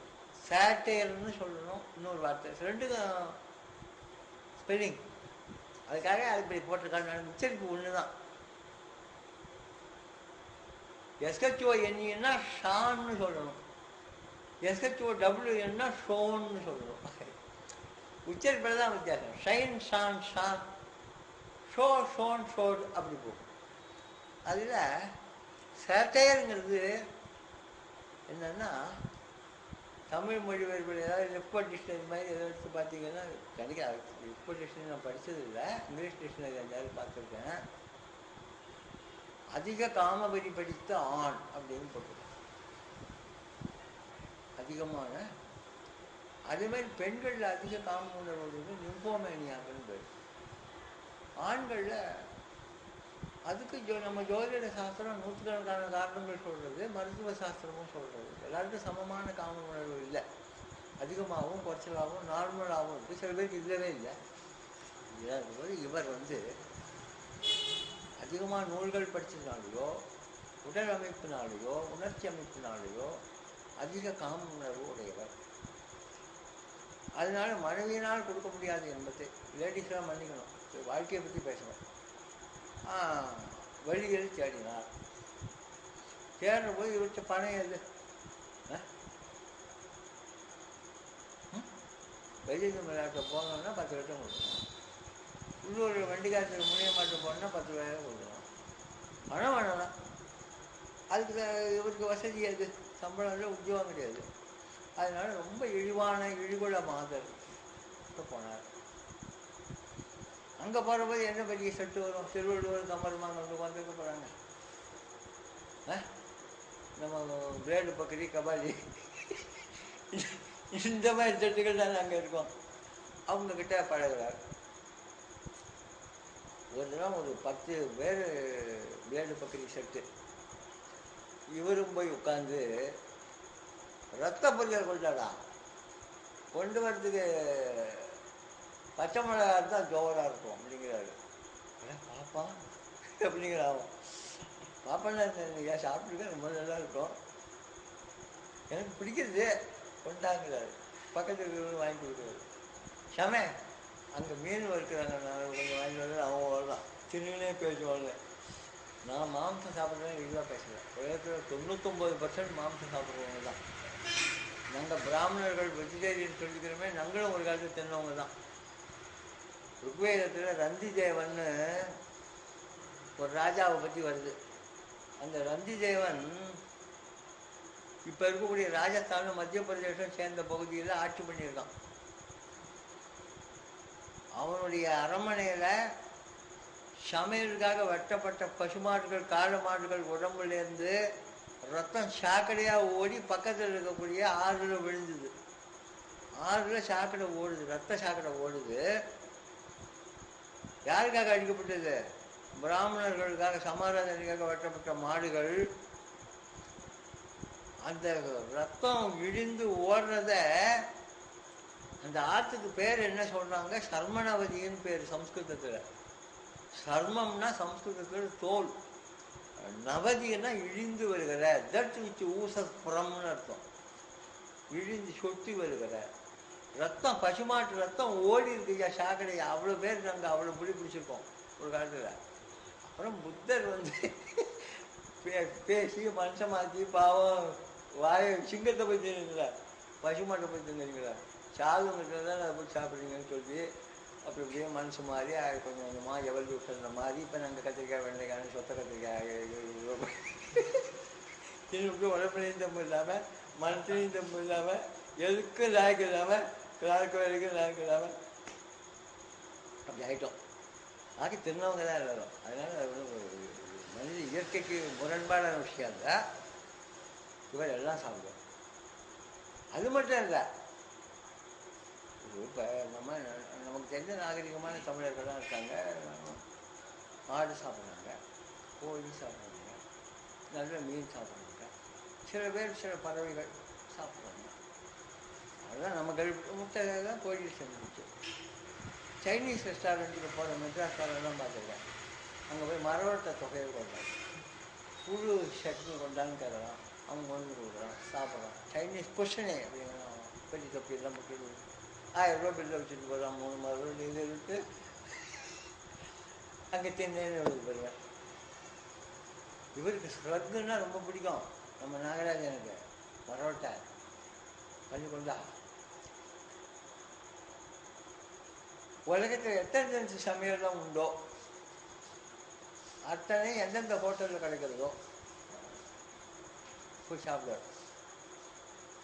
நல்ல ரசிகன்னு வேணா சொல்லலாம். It's a connoisseur of all arts and connoisseur of all ஐஸுங்கிறாங்க. எல்லா விஷயமும் கலை. சமையல்களும் பெரிய கலை, சாப்பிட்றதும் அதை விட பெரிய கலை. எதனா எதை பட்டாலும் நான் திரும்ப சொல்வேன். எனக்கு அதெல்லாம் நான் ஒன்றும் பார்க்க மாட்டேன், வச்சா க்ளீன், அதெல்லாம் ஒரு பெரிய பெருமையாக நான் ரசித்து சாப்பிடுவேங்கிறது ஒரு கௌரவமான விஷயம்தான். நம்ம அறிஞர் ராஜாஜி இருந்தாங்க, சக்கரவர்த்தி ராஜகோபாலாச்சாரி. நான் வளர்ந்த கொன்மை எஸ்டேட் பண்ணைக்கு ஒரு தடவை வந்திருந்தேன். தஞ்சாவூர் ஜில்லா மராஷ்டிராக்கள் மாநாடு. தஞ்சாவூர் கவிஸ்தலம் மூப்பனார், அப்பாவு தேவர், உலக்கர் அப்பாவு தேவர், வாண்டியார், குஞ்சி வாண்டியார், அங்கே தியாகராஜ் வாலிபங்கள் 1000 மணிக்கு மேலே ஒரு ஜமீன்தார்கள் பூரா டின்னர் ராத்திரி. ராஜாஜி அவங்ககிட்ட போய் பேச ஒரு சட்டம் கொண்டு வர போகிறார். அதுக்கு மேலே அவர் கன்சல்ட் பண்ணுறார். அவருக்காக ஸ்பெஷலாக டிஃபன் பண்ண முடியல. இந்தியாவுடைய மாஜி கவர்னர் ஜெனரல் சாணக்கியருடைய தம்பி கொடுக்குற முடியாது. அதுக்காக உள்ள மாயத்துலேருந்து ஒரு ஐயங்கார் வரவழைச்சு, தாத்தாஜி ஒருத்தர் சாமி ஐயங்கார் கணக்கார் வரவழைச்சு, ஐயங்கார் சுவாமியாக இருக்கார். அதனால அக்கார அடிசல்ங்கிற ஒரு டிஃபன், சக்கரை பொங்கலுக்கு சின்னவா பிள்ளையாது, அவ்வளோதான். அதை பண்ண சொல்லி ஒரு வள்ளி தாம்பா இருக்கிற ஒரு ஸ்பூனில் வச்சு கொதிக்க எங்களுடைய பண்ணையார் அண்ணான்னு கூப்பிடுவோம். 500 வெளி புண்ணியும் சாமசேகர், இவருக்கு 75. அவர் நான் சொல்கிற பண்ணேன் கொஞ்சம் சின்ன பண்ணேன், ரசிகத்தன்மையில் ரொம்ப பிகச்செடி வாங்கினாங்க. 500 வேலி இருந்தேன். அது அவரே கொண்டு கொஞ்சம் சாப்பிட்டு பேசுறது யார்கிட்ட? ராஜாஜி கிட்ட. நான் பக்கத்தில் இருக்கிற 2 பேர் கை கட்டிது. அவர் நிற்கிறார் ராஜாஜி. இப்படி மூக்கை கொஞ்சம் சொல்லிக்கிறார். ஏண்டா இது பண்ணவன் யாரு சொல்லிட்டு, அதுக்குள்ள தாத்தா தம்பி நான் தான் பண்ணேன்னு அவருக்கு மெடல் கொடுக்க போகலான்னு பார்த்து நினச்சிக்கிட்டு அங்கே கிட்டக்க கையை கட்டிக்கிட்டு, அடியே பேர் தாத்தா தெரியும், பேர் ஊர் தெரிச்சார். எறும்பு முக்கிறதோ, வெள்ளத்தில் எறும்பு முக்கிறதா?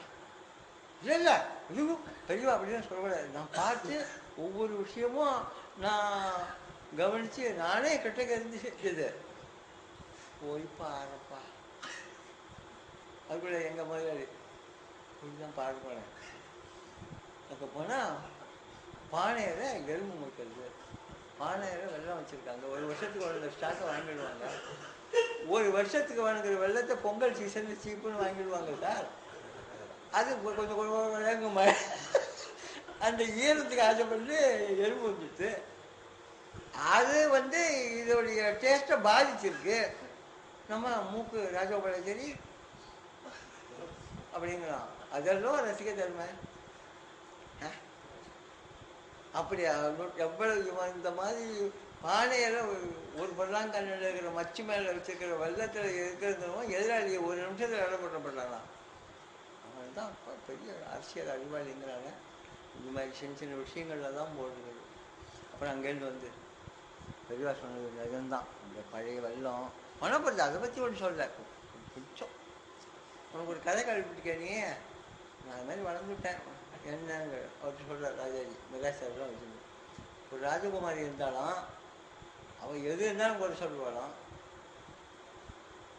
7 மெத்தை போட்டு அது மேலே தூக்க சொன்னாலும் 7வது மெத்தை மேலே அவள் படுத்துருக்காளாம்.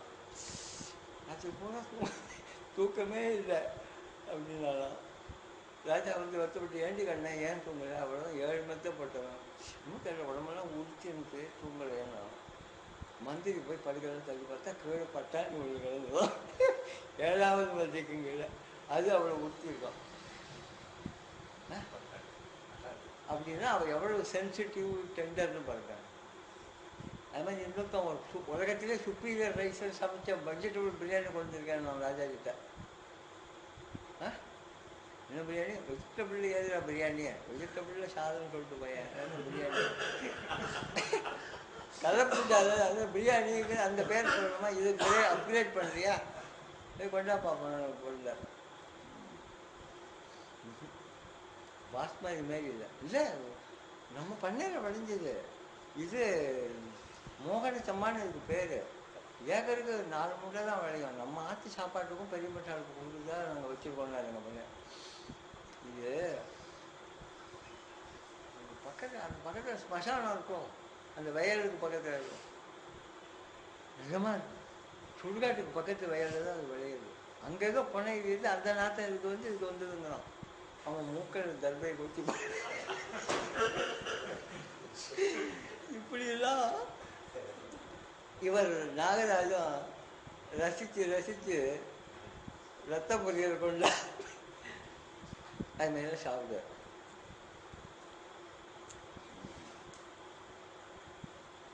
ஒரு கேரக்டரை நான் அப்படியே உங்களுக்கு முன்னாடி நிறுத்தலை. அதனால இதெல்லாம் மறுபடியும் சொல்ல வேண்டியது. இந்த ஆனந்திங்கிற பொண்ணை கல்யாணம் பண்ணாரா 4 மாதம் கழிச்சு திடீர்னு இந்த ஸ்டவ் எல்லாம் இப்போ இருக்கிற ஸ்டவ்லாம் கிடையாது. பம்பு ஸ்டவ் தான்.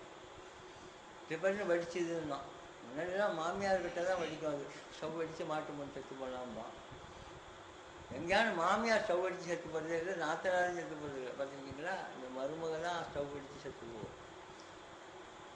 இங்கேயும் ஸ்டவ் அடித்து செத்து போட்டா ஆனந்தி. சரி, நவீன இலக்கியத்துக்கு வருவோம். சில்வியா பிளாத்னு ஒரு இங்கிலீஷ் பொயட்டஸ் கவிதாயினி. டெட் ஹியூக்ஸ்னு இங்கிலாந்துடைய அரசவை கவிஞர். அவரும் கவிஞர், இந்த அம்மாவும் கவிதாயினி. 2 பேரும் லவ் பண்ணி கல்யாணம் பண்ணிட்டாங்க. அந்த அம்மா சில்வியா பிளாத்து தற்கொலை ஸ்டவ் வச்சு செத்து பிடிச்சிருந்தாங்க, குளத்தில் வடிஞ்சு செத்து பிடிச்சிருந்தாங்க சொன்னாங்க. அதுக்கு பிறகு சரி இந்த அம்மா ஸ்டவ் வச்சு செத்து போட்டோம். அதுக்கு பிறகு இன்னொருத்தரை கல்யாணம் பண்ணிட்டார். அவருடைய எழுத்துடைய பரம ரசிகை. மகாகவியே, உங்களுடைய ஒரு புத்தகத்துக்காக இறந்துகிறேன், அது ஒரு கணம்தான் என்றாலும் போதும் அப்படின்னு எழுதிவிட்டு வந்தவ அவளும் ஸ்டவ் வச்சு செத்து விட்டா. இதுமாதிரி 3 தடவை செத்து போனோடனே ஸ்காட்லாண்ட் உள்ள வைத்தான். அது எப்படி பொண்டாட்டி வண்டி ஸ்டவ் அடிச்சுட்டா? படவா அயோக்கிய பேர நீ ஊருக்கெல்லாம் பெரிய கவிஞர் நீ கொலகார பேரா அப்படின்னு பிடிச்சி உள்ள வச்சாங்க. அப்புறம் எலிசபெத்தே லெட்டர் கொடுத்து விடுதலை பண்ண முடியாது, பெரிய கவி அவங்க ஒன்றும் பண்ணாங்க. அது மாதிரி நாகராஜன் கொண்டாடாங்கிறது எனக்கு தெரியாது. ஆனால் அந்த அம்மா ஸ்டவ் வச்சு செட்டு விட்டார். புரியுதா? சந்தர்ப்ப சாட்சியங்கள் அவருக்கு எதிராக இருந்தன. ஆனால் அவர் யாரும் பண்ணல. அவருக்கு ஏகப்பட்ட கீழே விழுந்து மேலாம் அர்த்தம் இருந்தது.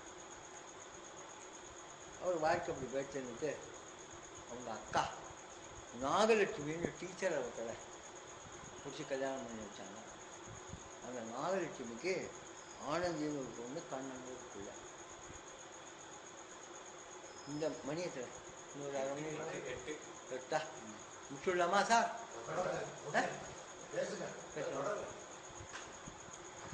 இதுக்கு நடுவில் தகப்பனார் 1961 வயசாகிடுச்சு. மூளையெல்லாம் இருந்தது, அதுக்கு ப்ராக்டிஸ் இல்லை. ஆல்ரெடி விடோயர், நிறையா டெத்துகள் எல்லாம் பார்த்தவர். ஒரு நாள் ஏகப்பட்ட என்னுடைய கனவுகளெல்லாம் நிறைவேற்றிக்கலான்னு பார்த்தேன். அடுக்கு மேலே அன்ஹாப்பியாக நீயே இருக்க அப்படின்னு வருத்தப்பட்டார். அதை பற்றி உங்களுக்கு என்னப்பா, உங்களுக்கு வயசாகிடுச்சு, டேக் ரெஸ்ட், டேக் ரெஸ்ட். மதுரையில் ஜம்முன்னு ஒரு தனி வீடு பார்த்து ஒரு ஆளை போட்டு இவருக்கு வெந்நீர் போட்டு கொடுக்க, இவருக்கு பாத்ரூம் போக, டாய்லெட்டு போக, எல்லா வகையும் ஒரு உத்தம புத்திரன் என்ன செய்வானோ அத்தனையும் செய்தார். அப்பா நிறைவா செத்து போனார், என்ன செய்யார்.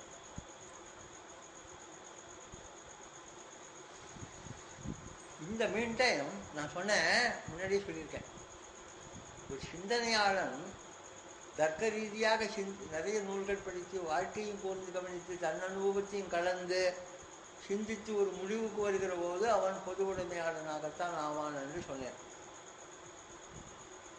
நம்ம பெரியார் தலைமுறையில் ஒரு வருஷம் ஒன்று, பெரியார் ரொம்ப பெரியவர், நான் விரும்பைய அவரை பற்றி அபிப்பிராயம் மட்டும் கூட யோசிச்சது கிடையாது. அவர் ஒரு பெரிய இந்தியாவுடைய முதல் பெரிய கம்யூனிஸ்ட் லீடராக உருவாயிருக்க வேண்டியவர். அது திசை திரும்பி அவர் ஒரு பாசிஸ்டாக போயிட்டார். அது வேறு சூழ்நிலை, அது நம்ம ஒன்றும் குறை சொல்கிறதுக்கு இல்லை. அதுவும் தேவையாக இருந்தது, காலத்துடைய கட்டாயம். எல்லாரும் ஏற்றுக்கொள்ளக்கூடிய ஒரு கால் மார்க்ஸ் செட்டில் வரைஞ்சிருக்க வேண்டியவர் பெரியார். பெரியார் ஜெயிலில் இருந்தபோது நான் பக்கத்தில் இருந்து ஒரு நாள் சிதம்பரத்தில் ஜெயில் கிளார்க் இருந்தது, அவருக்கு தொண்டு பண்ணியிருக்கேன். ஒரு நாள் பூரா அவர் ரொம்ப இருந்தார். அதனால் அவர் ரொம்ப பெரிய மனுஷன்றது எனக்கு தெரியும். ரொம்ப பெரியவர், நிஜமாக நமஸ்காரம் பண்ணேன். பாபாரம் பிள்ளை நமஸ்காரம் பண்ணப்படாது அப்படின்னு. இல்லைங்க, நீங்கள் பெரியவங்க, ரிஷி, இந்த காலத்து ரிஷிங்க. நீங்கள் புத்தருக்கு பிறகு மிகப்பெரிய சீர்திருத்தவாதி. எங்களுடைய பழைய முனிவர்கள் மாதிரி தான் நீங்களும். ஜாபாலின்னு ஒருத்தர் இருந்தார், சார்வாகன்னு இருந்தார், அந்த பரம்பரையில் நீங்களும் வந்திருக்கீங்க. நாஸ்திகங்கிறது இந்தியாவுக்கு புதுசல்ல. அதனால் நான் உங்களை மனப்பூர்வமாக நமஸ்கரிக்கிறேன்னு சொன்னேன். அப்படியே கட்டிட்டார். ஒரு ஆப்பிள் அவருக்கு ஆப்பிள் ஒன்று சாப்பிடுப்பாங்க, வேறு விஷயம், சுயப்பிரதாபம். அந்த மார்க்சிஸ்ட் அதையும் தாண்டி போகிற போது என்னாராம், அது சொன்னேன் முன்னாடியே, அவன் ஒரு காந்தியனாக உருவானான். அதான் இன்னொன்று தெரியுமா, உங்களுக்கெல்லாம் தெரிஞ்சுக்கோங்க, பொருளாதார சமூக புரட்சியுடைய லட்சியம் கம்யூனிசம் அல்ல, சோஷலிசம். கம்யூனிசங்கிற ஆச்சார வாசலை தாண்டி உள்ளே இருக்கிற அரண்மனை தான் சோஷலிசம். இதை தாண்டி அங்கே போகணும். அதில் அவர் பேர் என்ன, காந்தியன் 60லேருந்தே இவருக்கு வயசில்லை, 1960, 31-40 வயசுலேருந்தே காந்தி பேரில் அபாரமான பக்தி இருக்குது. காரணம், நடைமுறையில் கம்யூனிசங்கிறது ஒரு வயலன்ஸாக இருந்தது. எல்லாரும் கொல்லப்பட்டு என்னத்தை கொடியை ஏற்றுறது, புரியுத. அவர் ஸ்டாலின் காலத்திலேயே சக்கோஸ்லோவாக்கியா மேலே, ஹங்கேரி மேலே எல்லாம் படையெடுத்து எல்லாருமே பண்ணாங்க. புருஷ காலத்தில் நிறைய கொலைகள் நடந்தாங்க. வேறு சிந்தனையை ஏற்றுக்க மாட்டாங்க, குறுக்கடாக இருப்பாங்க. அதெல்லாம் விடவும் டிஸ்என்சான்ட்மெண்ட் வித் கம்யூனிசம் இவருக்கு வரத்துக்கு காரணம், எஸ்ஏ டாங்கேன்னு ஒரு கம்யூனிஸ்ட் இருந்தார், நல்ல கம்யூனிஸ்ட். 3 மில்லுக்கு முதலாளி. மில் தொழிலாளர் சங்கத்துக்கு தலைவராகிய தோழர் எஸ்ஏ டாங்கே நிறையா ஷேர் வாங்கி காலிகோ மில், ஃபினிக்ஸ் மில், இன்னொரு மில். ஒரு கம்யூனிஸ்ட் என்னைக்கான சொத்து சேர்க்கலாமா? ஒரு உண்மையான கம்யூனிஸ்டுக்கு லட்சணம் என்னன்னு சொல்கிறான். வைதிகமான கம்யூனிஸ்ட்டுக்கு ஜன்மத்திலையும் அவன் பேரில் ஒரு சென்ட் நிலம் கூட இருக்கக்கூடாது, அவன் பேரில் ஒரு வீடும் இருக்கக்கூடாது. அதுக்காக சட்டபூர்வமாக மாற்றி அமைக்கிறது அர்த்தம் இல்லை, பினாமி இல்லை. அதில் அவனுக்கு ஆசையே இருக்கக்கூடாது. கடைசி வரைக்கும் அறிவினாலேயோ உடல்னாலேயோ உழைச்சி தன்னையும் தன் குடும்பத்தையும் காப்பாற்றலாம். எளிமையான வாழ்க்கை வாழணும். எனக்கு அதிகாரம் கிடைச்சா தன் தொண்டு செய்ய நேர்ந்த மக்களுக்கெல்லாம் பொறுப்புகளுக்கு முதல்ல, பாட்டாளிகளுக்கு அடுத்தபடி தான் முதலாளிகளுக்கு. அப்படி அரசாங்க உத்தியோகத்தினால தான் அப்படி செய்யணும். இப்படிலாம் லட்சங்கள் சொல்லப்பட்டிருக்காங்க. அப்படி இருக்கும்போது இவர் 1960 31 வயசுலேயே இங்கே இருக்கக்கூடிய கம்யூனிஸ்டுகளாம் சொத்து சேர்க்கறதையும், வீடு வாசல் வாங்கிறதையும், பதவிக்காக அலையத்தையும், கூட்டணிகளில் சேர்ந்து கட்சியுடைய ஐடென்டிட்டியை அழிச்சுக்கிறதையும், தனிப்பட சித்தாந்த ரீதியான பிடிப்பு இல்லாமல் ஜாதிய குறுகின மனப்பான்மைகள்னால அழிச்சுக்கிறதையும் பார்த்து வெறுப்படைஞ்சார். இங்கேயே கம்யூனிசம் தோல்வி அடைஞ்சதுக்கு காரணம் 1957 தமிழ்நாடு, ஆந்திரா சேர்ந்த பகுதியில் கம்யூனிஸ்டுகளுக்கு இறுதி பெரும்பான்மை வாங்கியிருந்த போதிலும் இங்கே அவங்க கொடியேற்ற முடியல, ஆள முடியல. சரித்திரபூர்வமாக அதுக்கு நாயகர்கள் பண்டிட் ஜவஹர்லால் நேரு, ராஜாஜி, காமராஜ் மூலவரும் கம்யூனிஸ்டத்தை அழிக்கணும்ட்டு அழிச்சாங்க, திட்டம் போட்டு அழிச்சாங்க. அதனால் இந்தியாவில் முதல் கம்யூனிஸ்ட் ஸ்டேட்டாக கேரளா வந்திருக்காது, தமிழ்நாடு தான் வந்திருக்கும். அதை இவங்க அழிச்சதுனால பின்னாடி வாய்ப்பே இல்லாமல் இருக்குது. அதுக்கு பிறகு இந்த எதிர்மறை கட்சிகள் வந்தாங்க. இதெல்லாம் பார்த்து அவருக்கு வெறுப்பு ஏற்பட்டது. அதையும் தவிர இன்னொரு பெரிய கம்யூனிஸ்ட் தலைவர் எழுதின ஒரு புத்தகத்தில் நான் படிச்சிருக்கேன். பெரியார் உண்மையான சுத்தமான 100% பொதுவுடைமைவாதி தான். ஆனால் கம்யூனிஸ்ட் கட்சியில் பிராமணர்கள் அதிகமாக இருந்ததுனால, பிராமணர்கள் நான் சொல்கிறேன், பார்ப்பனர்கள் அதிகமாக இருந்ததுனால அவங்களுடைய ஆதிக்கம் தான் அதிகமாக இருக்கும். அதனால் அதை ஆதரிக்கக்கூடாதுன்னு அவர் முடிவுக்கு வந்தார். பின்னாடியும் ஒரு சர்வாதிகாரத்திலேருந்து மாற்றிக்கொண்டு இங்கிலீஷ் சர்வாதிகாரத்திலேருந்து தப்பி வழக்கத்துக்கார சர்வாதிகாரத்தில் மாட்டிக்கிட்டு என்ன இருக்குது? அது அபத்தம் தானே.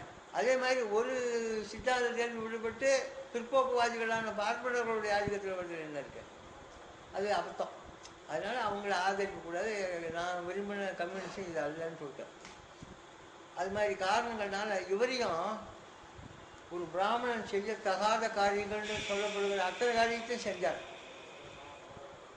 ஜாதியை விட்டார், உணல் அறுத்தறிந்தார், வேற ஜாதி பொண்ணை கல்யாணம் பண்ணார், மாம்சம் சாப்பிட்டார், மது சாப்பிட்டார், உழைச்சி சாப்பிட்டார்.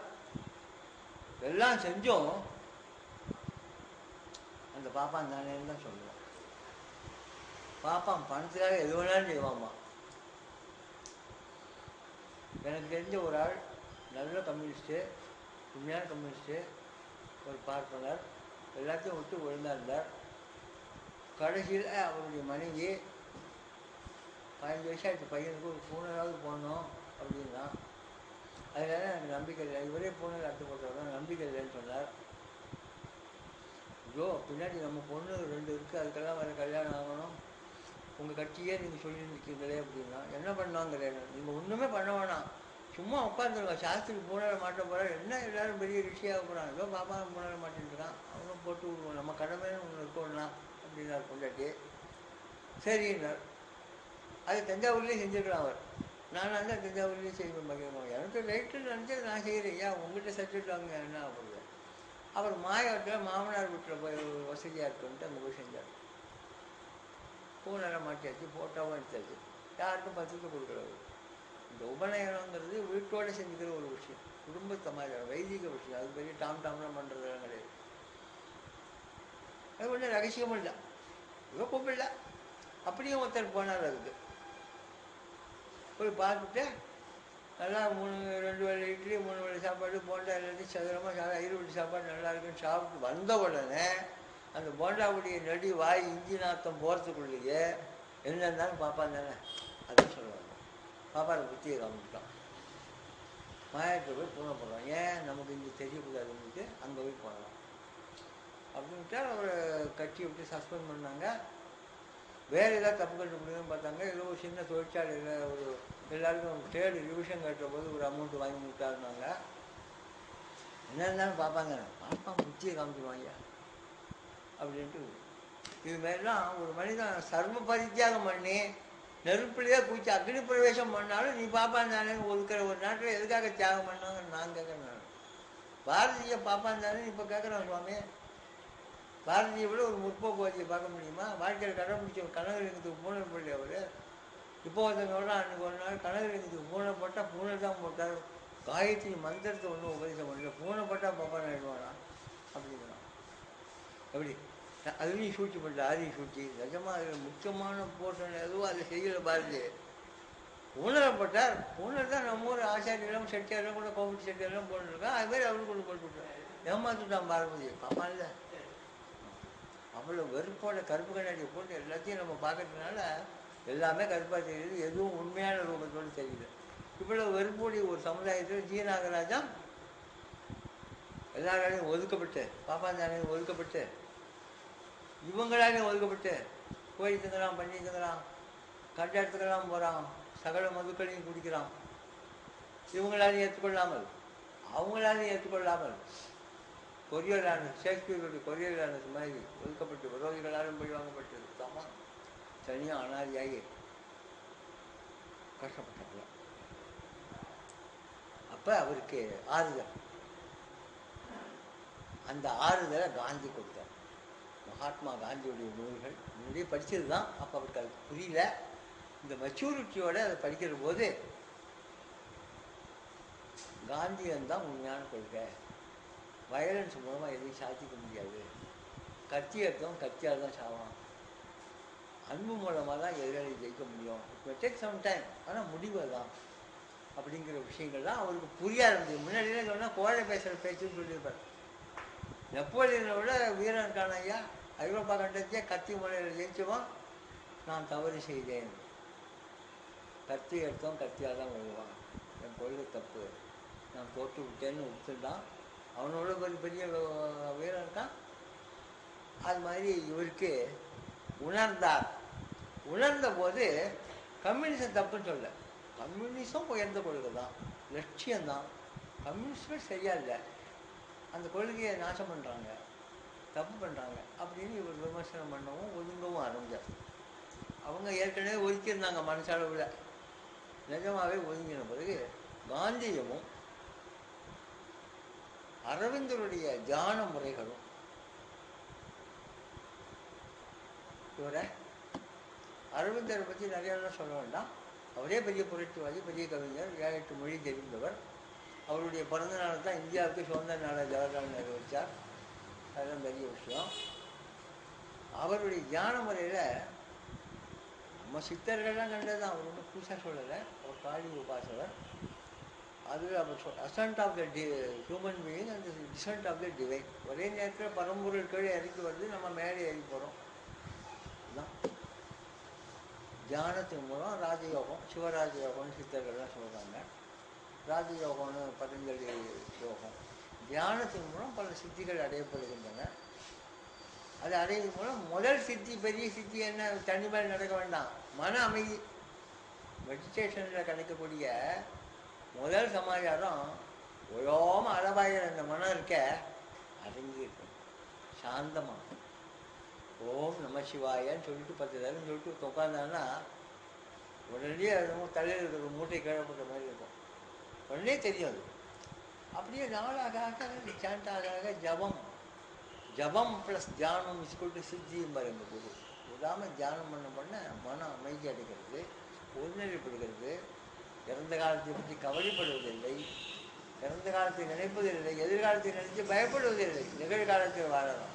நிகழ் ப்ரெசன்ட் நம்ம கையில் இருக்குது. Yesterday is dead, tomorrow is unborn, why fret about டுமாரோன்னு. இந்த செகண்டு தான் நமக்கு.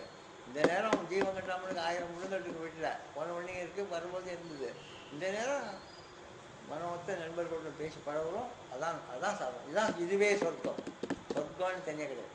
தனியாக என்னமோ எதிர்காலத்தை பற்றி போய் செத்த பிறகு வருங்கிறதெல்லாம் என் பிரமை ஒன்றும் கிடையாது. புரியல?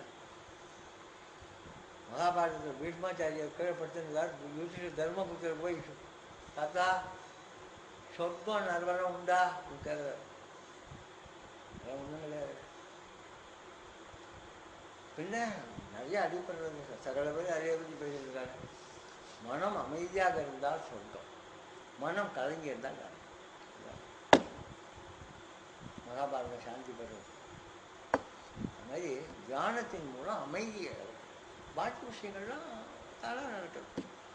நாகராஜன் காந்தி மகான் பேர் உண்மையான பக்தியினால் வெளியில் அப்படியே இருந்த போதிலும் அந்த முரட்டு தான் நடந்த போதிலும் முரட்டு செயல்கள் அப்படியே உள்ளூரை டிரான்ஸ்ஃபார்ம் ஆகி பூரித்து புது மனிதரானார். அரவிந்தருடைய தியான முறைகளை அனுஷ்டித்து உள்ளே அடங்கினார். அப்புறம் உடம்பு சரியில்லை. உடல் பழிவாங்க சார். ஆன்மா வலிமையுடையதாக இருந்தால் கூட உடல் பழிவாங்கும்.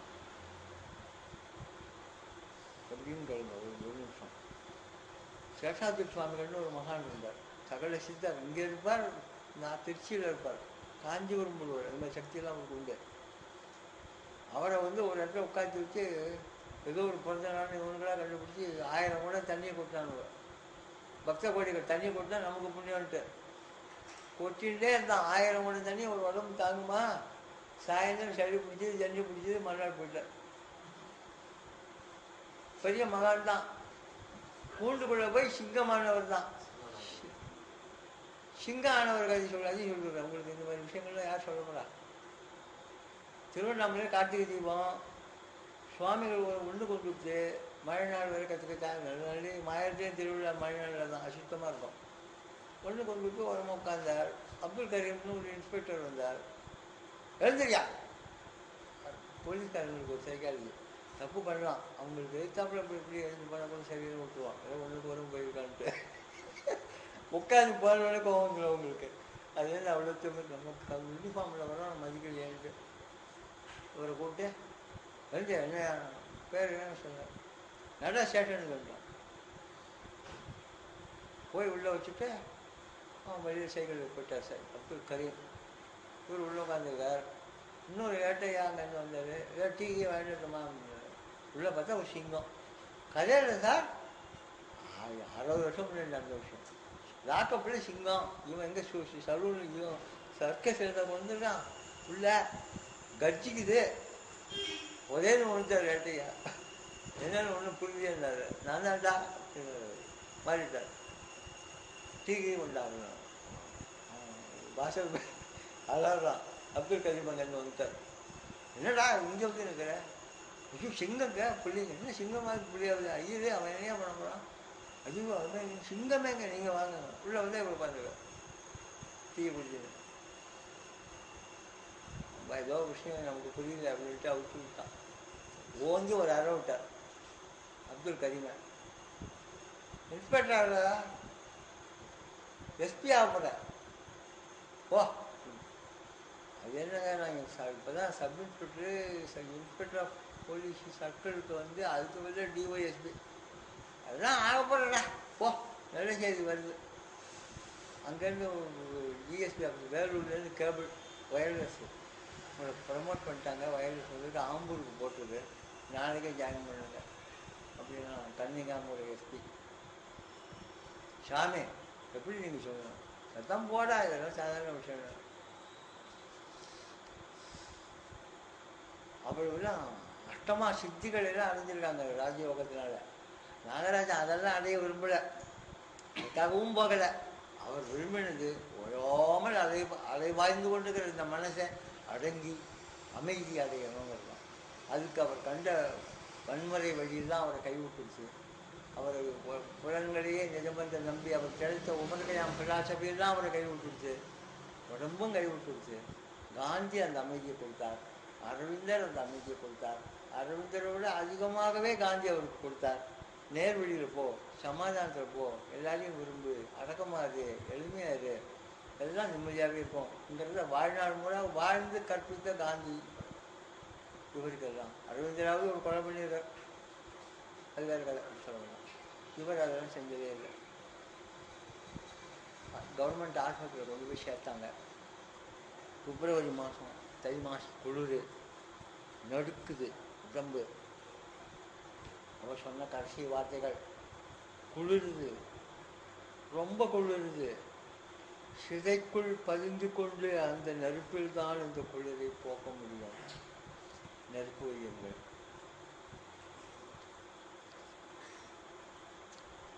அவ்வளோதான், முடிஞ்சு போச்சு சப்ஜெக்ட். G Nagarajan over. அவருடைய எழுத்தை பற்றி சொல்லலை. எழுத்தை பற்றி சொல்லலை. எழுத்துக்கு என்னென்னு சொல்லிடுறேன், இன்னொரு சந்தர்ப்பத்தை விரிவாக வச்சுப்போம். சரி. வித் ஃபேட் கன்ஸ்பயர்னு ஒரு இங்கிலீஷில் ஒரு நாவல், 150 பக்கம் இருக்கும்.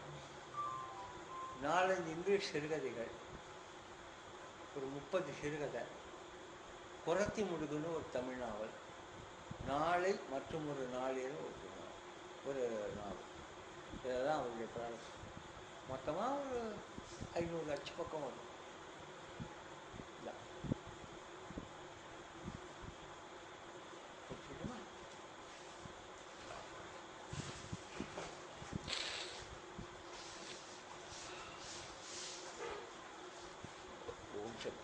எழுத்துக்களை சொல்லணும், இன்னொரு நாள் வேணாலும் சொல்லுவோம். சரி சரி.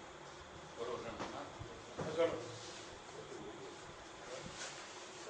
டி நாகராஜன் வந்து எழுத்து தான் எனக்கு ஆசானா இருந்தது. டி நாகராஜன் ஆசானா இருக்க முடியாது, ஆனால் அப்படி எழுத்து தான் ஆசானாக்கு. ஒரு 1-2 ஆண்டு தஞ்சாவூர்லேயே இருந்திருக்காரு, எனக்கு தெரியும். நல்ல ஒரு மனிதனாக வாழ்கிறவன் எப்போது திருப்திகிறான். நல்ல சமயக்காரன் எப்படி திருப்திகிறானோ, நல்ல சங்கீதக்காரன் திருப்தி விடக்கூடாது. இன்னும் பாடியிருக்கணும், அப்படித்தான் நாகராஜன் இருந்தாருங்கிறத. ஆனால் அவர் முன்னாடியே டெக்ளேர் பண்ணிட்டார், தன்னுடைய வாழ்க்கை எப்படி இருக்கணுங்கிறத முன்னாடியே டெக்ளேர் பண்ணிட்டார். அதான் அற்புதமாக அவருடைய ஒரு இதில் சொல்லுவார், நீங்கள் துணிந்திருந்தால் செய்திருக்கக்கூடிய சின்னத்தனங்கள். அதை கவனிக்கிறது, நீங்கள் துணிந்திருந்த, நம்ம ஒரு அறத்துக்கு கட்டப்பட்டதாக சில வாழ்கிறோம், அவர் அதை மீறி பார்க்கணுங்கிறத ஆசைப்பட்டார். நீங்கள் துணிந்திருந்தால் செய்திருக்கக்கூடிய சின்னத்தனங்கள், நிர்பந்தப்படுத்தி இருந்தால் காட்டியிருக்கக்கூடிய துணிச்சல், விரும்பி இருந்தால் பெற்றிருக்கக்கூடிய நோய்கள், பட்டு கொண்டிருந்தால் அடையக்கூடிய அவமானங்கள். இதை தான் யோசிச்சார். அப்புறம் அவருக்கு திருப்தி இல்லை, இதான் அவர் வாழ்க்கை. எனக்கு ஒரு நாளைக்கு யாருக்கும் ஒரு வாழ்க்கை இல்லைங்கிறது தான் அவருடைய முடிவு. ஏன்னா இன்னைக்கு மாதிரி துயங்களோட தான் நாளை இருக்க போகுதுங்கிறதுனால தான் அந்த நாவலுக்கு நாளை மற்றும் ஒரு நாள். அதில் என்ன ஒரு புதுசாக இருக்க போகுது, நாளை மற்றொரு நாள். அப்புறம் அந்த மார்க்சியத்தை பற்றி சொன்ன, அவர் பட்டிமன்றங்கள்லாம் இல்லை, நண்பர் தான், எனக்கு எல்லா நண்பர் தான். அவர் அதில் ஆழ்ந்த ஈடுபாடு இருந்தார், உறுப்பினராகவே இருந்தார். பா மாணிக்கம், எஸ்.ஏ. முருகானந்தம், அப்போ இருந்த திருக்காசி போன்றவர்களெல்லாம் இருந்தாங்க கூட. அப்போ அவர் இருந்தார். அப்போ கம்யூனிஸ்டில் சில இறுக்கமான கோட்பாடுகள், ஒழுக்கத்தை பற்றிய மதிப்பீடுகள்லாம் அதிகமாக இருந்தது. நாகராஜனுக்கு அதான் அங்கே ஒத்து போக முடியல. ஏன்னா அப்போவே கஞ்சா அடிக்க ஆரம்பிச்சிட்டார். அனைத்து விதமான போதைப் பொருட்களையும் விலை மாதிரியும் போகக்கூடிய பழக்கம் என்ன காரணம்னாலும் அது திருப்தி ஒரு அமைப்பு. அந்த ஏமாற்றத்தினால தான் அப்படி ஏற்பட்டது. ஒரு கட்சியில் அவரால் இருக்க முடியல, கட்சியை அவரை வச்சுக்க முடியலைங்கிறது தான். அந்த நேரத்தில் அவர் அதுக்கு பிறகு தஞ்சாவூரில் அலைஞ்சது, அவருடைய நாடோடி மாதிரி அலைஞ்ச வாழ்க்கை அதுதான். அப்புறம் காந்தியை பற்றி சொன்னார். நான் நெருக்கமாக பழகிருக்கேன். ஒரு நாள் எங்கள் ஊர் அரசூரில் வந்து அவர் இருந்திருக்காரு, அடிக்கடி வருவார். ரொம்ப நம்மளையும் அவர் மனைவி எப்படி குடும்பப்படுறதுனால எனக்கு சிகரெட்டால் சுடுவாராம் மனைவியை. அதே மாதிரி நண்பர்களையும் ரொம்ப ரொம்ப ரொம்ப கொடுமைப்படுத்துவார், சகிக்கவே முடியாது. சக்கரவர்த்தின்னு ஒருத்தர் நண்பர் இருந்தார், பிரகாஷ். நாங்களாம் இருக்கும்போது போய் ஒரு அறை விட்டார் பஸ் ஸ்டாண்ட்லேயே, நம்ம பழைய பஸ் ஸ்டாண்ட்லேயே. ரொம்ப மனசு கஷ்டமாக இருக்கும். இவரை தாங்க முடியாத பட்சத்தில் பஸ் ஏற்றி விட்டோம்னா கொஞ்சம் தூரம் போய் பஸ்லேருந்து இறங்கி மீண்டு வந்துடுவார். நடுராத்திரி 1 மணிக்கு நண்பர்கள்ட்ட போய் கதவை தட்டுவார். இந்த மாதிரி குணங்கள்லாம் அவருக்கு இருந்தது. தஞ்சாவூரில் இறங்கின உடனே நமக்கு கஞ்சா எங்கே வைக்கிறான்னு தெரியுமா? இறங்கின உடனே இந்த கஞ்சா சாப்பிட்றவங்க இது ஒரு பழக்கம் போல இருக்கு. பல பேரை பார்த்துட்டேன். இறங்குற உடனே கிட்ட கீழ்வாசம் போகிறேன், எங்கே போகிறேன்னா போகிறேன், நான் வந்துடுறேன் பாரு, நம்மளை நிறுத்திட்டு பொண்ணே சாப்பிட்டு வருவார். எப்போதுமே போதையில் தான் இருப்பார். அவருக்கு என்ன பிரச்சனைங்கிறது இன்னும் என்னால், ஏன்னா அவருடைய எழுத்தினுடைய கூர்மையும் எழுத்தினுடைய அற்புதத்தையும் படிக்கும் போது எப்படி அவருக்கு எந்த விஷயங்கள் இருக்குங்கிறதுங்கிறது நமக்கு புரியல. இன்னொன்று, அவருடைய வாழ்க்கை தான் வந்து ஒரு விலை மாதவை திருமணம் செய்து கொள்ளணும்னு விரும்பினார். அது இயலாமல் போன பிறகுதான் இந்த புறத்தி முடுக்குங்கிற ஒரு சிறுகதை குறுநாள், புறத்தி முடுக்குங்கிற குறுநாவல் எழுதினார். அப்புறம் மிலிட்ரியில் சேர ஆசைப்பட்டார், விட்டாங்க. நினைக்கிறேன் அவர் மிலிட்ரியில் சேர ஆசைப்பட்டார். மிலிட்ரியில் அவங்க ஆரம்ப கட்டத்திலே அவரை வெளியேற்றிட்டாங்க. மதுரையில் வந்து காந்தி அமைப்பு ஒன்று இருக்கு இல்லையா, அந்த அமைப்பில் சேர்ந்தார். இவர் அங்கே கம்யூனிஸ்ட் அங்கேருந்து டிஸ்மிஸ் செய்யப்பட்டாருங்கிறது தான் உண்மை. நல்லா மருத்துவ இதில் சேர்ந்தார். இவர் போய் சேர்ந்த உடனே அங்கே இருக்கிற டாக்டர்களுக்கு எல்லாமே மனோவியாதி வர முடியாத ஒரு நிலைமை வந்துருச்சு. அப்புறம் தான் இவருக்கு மனோவியாதி இல்லை, வேற இந்த பழக்கங்களால தான் வந்ததுங்கிறத ஒரு மாதம் இருந்து கண்டுபிடிச்சு அப்புறம் வெளியேற்றிட்டாங்க அவரை. அப்படி தான் வந்தார். அப்புறம் அவருடைய முதல் மனைவி ஆனந்தியுடைய மரணத்தை பற்றி நான் கேள்விப்பட்டது. அவரே சில நேரத்தில் சூசகமாக சொல்லியிருக்காரு. இந்த கார்த்திகை போது இந்த விளக்கு ஏற்றும் போது இந்த அம்மா அந்த பட்டுப்புடை கட்டி விளக்கு ஏற்றிட்டு இருக்கும்போது அது அப்படி பட்டு எரிஞ்சு அப்படி இறந்து போனதாக சொல்லுவாங்க. அதுக்கப்புறம் அவன் மீண்டும் ஒரு பண்ணிக்கிட்டாங்க. இன்னொரு ஒரு விஷயம் சொல்லணும், ரொம்ப நெகிழ்ச்சியான விஷயம். நான் தஞ்சை பிரகாஷ் அவர்களும் நாகராஜனை பார்க்க போயிருந்தோம். இவ்வளவு கெட்ட பழக்கமும் துர்குணங்களும் உள்ளவரை வெறுக்கணும் நம்ம, ஆனால் வெறுக்க முடியாது. நாகராஜன் ஒரு தடவை பழகிட்டாலும் திரும்ப திரும்ப பார்க்க தோணக்கூடிய ஒரு ஆள் தான். போய் நிற்கும்போது மதுரைக்கு போகும்போது இரியா ஒரு நிமிஷம் அப்படின்ட்டார். ஏன் அப்படிங்கணும், காரணத்தை சொல்லலை. நெல்லியா போகலாங்கிறார். நிற்கிறான். நான் தஞ்சை பிரகாஷ், யாரோ ஒரு சக்கரவர்த்தி, இந்த மன்னர் இந்த தஞ்சாவூரில் இருக்கிற நண்பர்கள்லாம் போய் நின்றுட்டு இருக்கோம். அப்படியே நிற்கிறார். என்ன காரணம்னு சொல்லாத. இந்த பள்ளிக்கூடம் விட்டு இந்த குழந்தைகள்லாம் வரும்போது அப்படியே கண் கலங்குது நாகராஜனுக்கு. அவருடைய மகளும் வராங்க அந்த பள்ளிக்கூடம் விட்டு. அந்த நாகராஜன் நான் பார்த்தேன். இந்த போதை பொருள் வஸ்திர புத்தி உள்ள நாகராஜன் நம்ம விமர்சனம் பண்ணும்போது அந்த அன்பான ஒரு தந்தையாக இருந்த ஒரு நாகராஜன் பேசணும் இல்லையா. இந்த நாகராஜன் பார்க்குறாரு. ஏன்னா இப்போ மனைவி அவரை விட்டு பிரிஞ்சிருக்கா. ஏன்னா இந்த ஆளோட வாழ முடியாது. அந்த மாதிரி அவங்க பிரிஞ்சு ஓடுறாங்க. இவர் துரத்து தான் போகிறார். அந்த நாகராஜனை நம்ம பேசணும். அந்த மாதிரி அவர்கிட்ட இருந்த ஒரு திருப்தி ஒரு ஆள் நம்ம தான் அவர்கிட்ட இருந்தது. அப்புறம் இந்த சேரி வாழ்க்கைன்னு சொன்னார். உண்மையாகவே அவருக்கு பிடித்தமான வாழ்க்கை அதுவாக தான் இருந்திருக்கு. ஏன்னா அவர் மிக மெத்த படிப்பாளி. இவர் சொன்னார், இந்த புத்தகம் ஒன்று சொன்னீங்க இல்லையா நீங்கள், வித் ஃபேட் கான்ஸ்பயர், அந்த புத்தகத்தை எழுதணும் தஞ்சாவூரில். அந்த புத்தகத்துக்கு அவன் ஏதோ சரியாக பணம் கொடுக்குற, ஏதோ பீகாக் பப்ளிகேஷனோ ஏதோ போடுறேன்னு சொல்லிட்டு நீண்ட காலம் தாமதம் பண்ணாங்க. அப்படி எங்கள் கண் முன்னால் கிழிச்சு சாக்கில் இருந்து நான் பார்த்தேன். நாகராஜன் இந்த நாவலை கண் முன்னால் இருந்து கிழிச்சு எறிஞ்சார். இன்னும் பணம்லாம் நிறையா வருமே, அதான் வேண்டாம் என் போய அப்படிம்பார். இன்னொரு கெட்ட பழக்கம் அந்த உணவு பற்றி சொன்னார். அதில் ருசி உடையவர் தான். ஆனால் பிற்காலத்தை என்ன ஆச்சு, அந்த இதெல்லாம் உபயோகப்படுத்தப்படுத்த வாய் ஆஃபீஸ் நாங்களும் போஸ்ட் ஆஃபீஸ் எவ்வளோ சம்பளம் எங்களுக்கு, அவர் பார்த்தாலே நாங்கள்லாம் பயப்படுவோம். ஓடி இந்த ஆனந்த பவனில் அழைச்சிட்டு போய் சாப்பிடணும். சாப்பாடு வந்து எடுத்தான், பாவம் சாப்பிடாம இருந்திருக்காங்க. உட்காந்து சேத்துல விழுந்து வருவான். சாக்கடையில் விழுந்து இந்த டிப்பாலாம் அப்படியே சேராக கிடக்கும். நிற்பார், உட்காந்து சாப்பிட வந்தார். இலையில போட்டால் 100 லாடு வை, 3 லாடு வை அப்படிம்பார். நிறைய ஏதோ ஊற்று அதை ஊற்று எல்லாம் சொல்லுவார். ஒன்று ஒவ்வொரு பருக்க ஒன்று விழும்பார். அப்படியே மூடுவார். தரித்திரம் வேணாம் போதும் அப்படின்னு எழுந்துருவார். ஏன் நம்மளால முடியுமா? அவரை மூராமசாமி இருந்தால் சொல்லுவார்.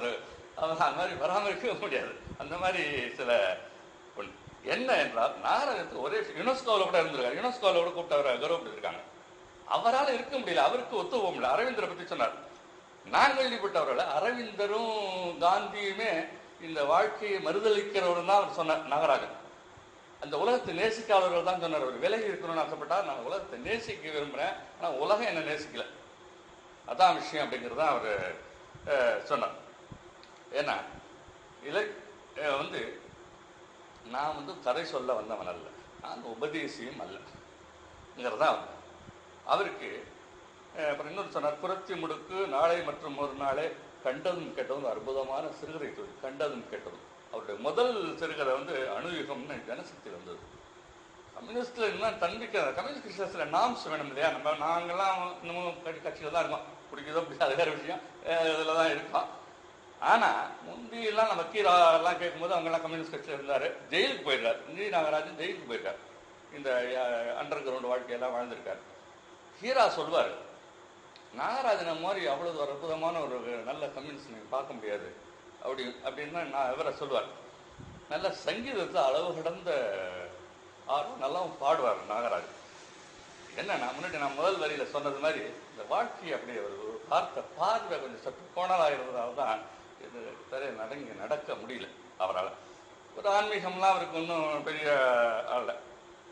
இன்னொன்று சொன்னார், இலக்கிய வார்த்தைகளை யாரால் யாரும் எனக்கு கற்றுக் கொடுக்கறதுக்கான தகுதி யாருக்குமே இல்லை, அதனால ஒன்றும் பிரயோஜனம் இல்லை, அதுலேயே நான் புதுசாக எதையும் கற்றுக்க போகிறது இல்லைங்கிறதும் டிக்ளேர் பண்ணிட்டார். இன்னொன்று முக்கியமான விஷயம், ஒரு வீடு என்றால் நாம் முன்கட்டை தான் பார்க்குறோம். வீடு என்றால் முன்கட்டு. நாகராஜன் பார்த்தது பின்கட்டு. நாகராஜன் வாழ்ந்து வீட்டினுடைய பின்கட்டு. அது பழைய கால அக்ராரத்து வீடு 3 4 கட்டு 6 கட்டு கடைசியில் இருக்கும். முதல்ல தெருவிலேருந்து போகிறவங்க வந்து கடைசி ஆட்கள் அடையாளம் தெரியாத கடைசி பின்கட்டில் பார்க்கலாம். நம்ம முன்கட்டு எப்பொழுதும் அலங்காரமானது, போலித்தனமானது. வந்து வரவேற்கிறத எல்லாம் சுத்தமாக தொடச்சி கிடச்சி மேஜை கிச்ச அப்படியெல்லாம் வச்சு திரைச்சீரையெல்லாம் போட்டு தண்ணி எல்லாம் வச்சுருப்பான். ஆனால் ஒரு வீட்டினுடைய உண்மையான நிலவரம் வீட்டு எப்படி இருக்குன்றதை பார்த்தால் பின்கட்டை பார்க்க வேண்டும். நாகராஜன் பின்கட்டை பார்த்தார். அந்த பார்ப்பதற்கான சாளரத்தை நான் திறந்து விட்டேன். அந்த சாளரத்தை திறந்து விட்ட ஒரு வேலை தான் நான் செஞ்சா நான் பெருசாக எழுதுறேன் அப்படின்னு தான் அவர் சொல்றார். ஆனா என்ன நாகராஜன் செஞ்ச ஒரு விஷயம், தமிழ் இலக்கியம் ஏகப்பட்ட பிரச்சனை இருந்துச்சு. மணிக்குடி காலம்லாம் அப்படி ஒன்றும் சிறப்பாக இல்லை. ஐயாக்கள் அந்த மணிக்குடி காலம் அப்படி இப்போ போடுற சண்டை தான் அப்பவும் போட்டுக்கிட்டு இருந்தாங்க. செல்லப்பா பற்றி சொல்லுவோம். செல்லப்பா சீல் செல்லப்பா அப்படின்னு சொல்லுவார். காணாசுகளுக்கு செல்லப்பா திட்டுவார். செல்லப்பா காணாசு திட்டுவார். ஏன் ஒரு மனுஷன் அவன் பாவம் இருக்கிற காசுலாம் மட்டும் புத்தகம் போட்டார் செல்லப்பா, நம்ம பாராட்டிட்டு இருக்கோம். ஆனால் கீரை ஒரு 2 ரூபா கீரைக்கு பேரம் பேசிட்டு இருப்பார். செல்லப்பாவையும் நம்ம பார்த்துருக்கோம். அந்த மாதிரிலாம் சில முரண்பாடுகள் இருக்கத்தான் செஞ்சிருக்கு. நம்ம வந்து அவருடைய எழுத்து தான் நம்ம பிரதானமாக பின்கட்டுச்சால். என்ன செஞ்சார் நாகராஜ் என்றால், வெட்டி சாயங்களை நாம் நம்பிக்கொண்டிருக்கும் சில மதிப்பீடுகளை, சில உருப்படிகளை செலவிக்கு போட்டால் என்ன ஆகும்? செலவிக்கு போட்டால் வெளுத்துரும். அந்த விஷயத்தை தன் எழுத்தின் மூலமாக வெற்றிகரமாக ஸ்தாபித்தார் என்பதுதான் என்னுடைய கருத்து.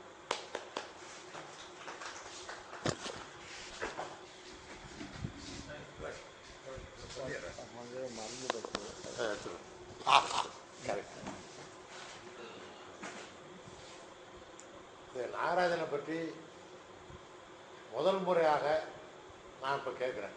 அதான் உண்மை. நாகராஜன் கதை தொகுப்பு ஒரு புத்தகத்தை நான் பார்த்தேன். அதை அப்போ நான் வாங்கலை. திரும்பி நான் வாங்கலான்னு பார்க்குறப்ப அந்த புத்தகத்தை இப்போ காணோம். மறுபடியும் இருக்கலாம். ஒரே புத்தகமாக ஜி நாகராஜன் படைப்புகள்னு ஒருத்தர் பார்த்தேன். யார் அதை போட்டுருக்காங்க. அதை நான் வாங்கலை. ஒரு கதை கூட நான் படித்ததில்லை. ஆனால் நாகராஜன் ஒரு வித்தியாசமானவர்கிறது மட்டும்தான் எனக்கு கேள்விதான். இன்றைக்கு முதல் முறையாக அவருடைய வாழ்க்கையை ரொம்ப சுவையாக அழகாக உடைய வெங்கட்ராமன் சொன்னார். அதை சொல்கிறதுக்குள்ள பல விஷயங்களை சேர்த்து சொன்னார். பொஹிமி என்கிற வார்த்தைக்கு எனக்கு ஒரு ஏசி நோஷன் தான் எனக்கு இது வரைக்கும். பொஹிமியன இலக்கணத்தையே சொல்லி அந்த வார்த்தையை கரெக்டாக இப்போ நீங்கள் சொன்ன வாழ்க்கை அது பொஹிமியன் லைஃப் தான். அது நல்ல இப்போ இவர் சொன்னது நம்முடைய விஸ்வநாதன் சொன்னதும் அதுதான். அவர் ராமசாமி ஒரு தடவை அப்படி தான் அவரை பேச நான் கூப்பிட்டேன். இருக்க முடியாது சார் கூடன்னார். அவருடைய அறையிலே தங்கியிருக்கிறார். தங்கியிருக்கிற அறையில் இருக்கிறவன்டே சண்டை போடுவார். அப்படின்னு ஒரு வினோதமான வாழ்க்கை. இப்போ விஸ்வநாதன் மாதிரி சாக்கடையிலே உழுந்து எந்திரிச்சு போய் சாப்பிட போனால் எப்படி இருக்கும்? அது என்ன கோளாறுங்கிறது அதை நீங்கள் ஆராய்ச்சி பண்ணி தான் கண்டுபிடிக்கணும். ஏன் அப்படி இவர் சொன்ன மாதிரி வாழ்க்கையில் திருப்தி அடையாமைங்கிறது ஒன்று. அப்புறம் வக்கரம் இருக்கலாம், அதுவும் மனுஷன் இருக்கிறது தானே. சைக்காட்ரிக் கேஸாக இருந்தால் நம்ம என்ன பண்ண முடியும்? பெரிய ஜீனியஸ் கூட சைக்காட்ரியாக தான் இருப்பாங்க. சைக்காட்ரிக் பேஷண்ட்டாக கூட இருக்கலாம். எனவே அப்படி முதல் முறையாக அவர்களை பற்றி இந்த வாழ்க்கை அழகாக சொன்னார்கள். அந்த இலக்கிய தரம் என்னங்கிறத பற்றி இன்னொரு முறை வேறு பேசலாம் அப்படிங்கிறது என்னுடைய ஆசை. இங்கே வந்திருந்த அனைவருக்கும், அதுவும் 3 பேருங்க நான் பேசுகிறேன்னு சொன்னார். இன்றைக்கி நல்ல சிறந்த ஒரு அவையாக இது இருக்கிறது. நம்முடைய விஸ்வநாதன் அவர்களுக்கு நன்றி, வெங்கட்ராமன் அவர்களுக்கு நன்றி. நாம் அடுத்த மாதம் மீண்டும் சந்திப்போம்.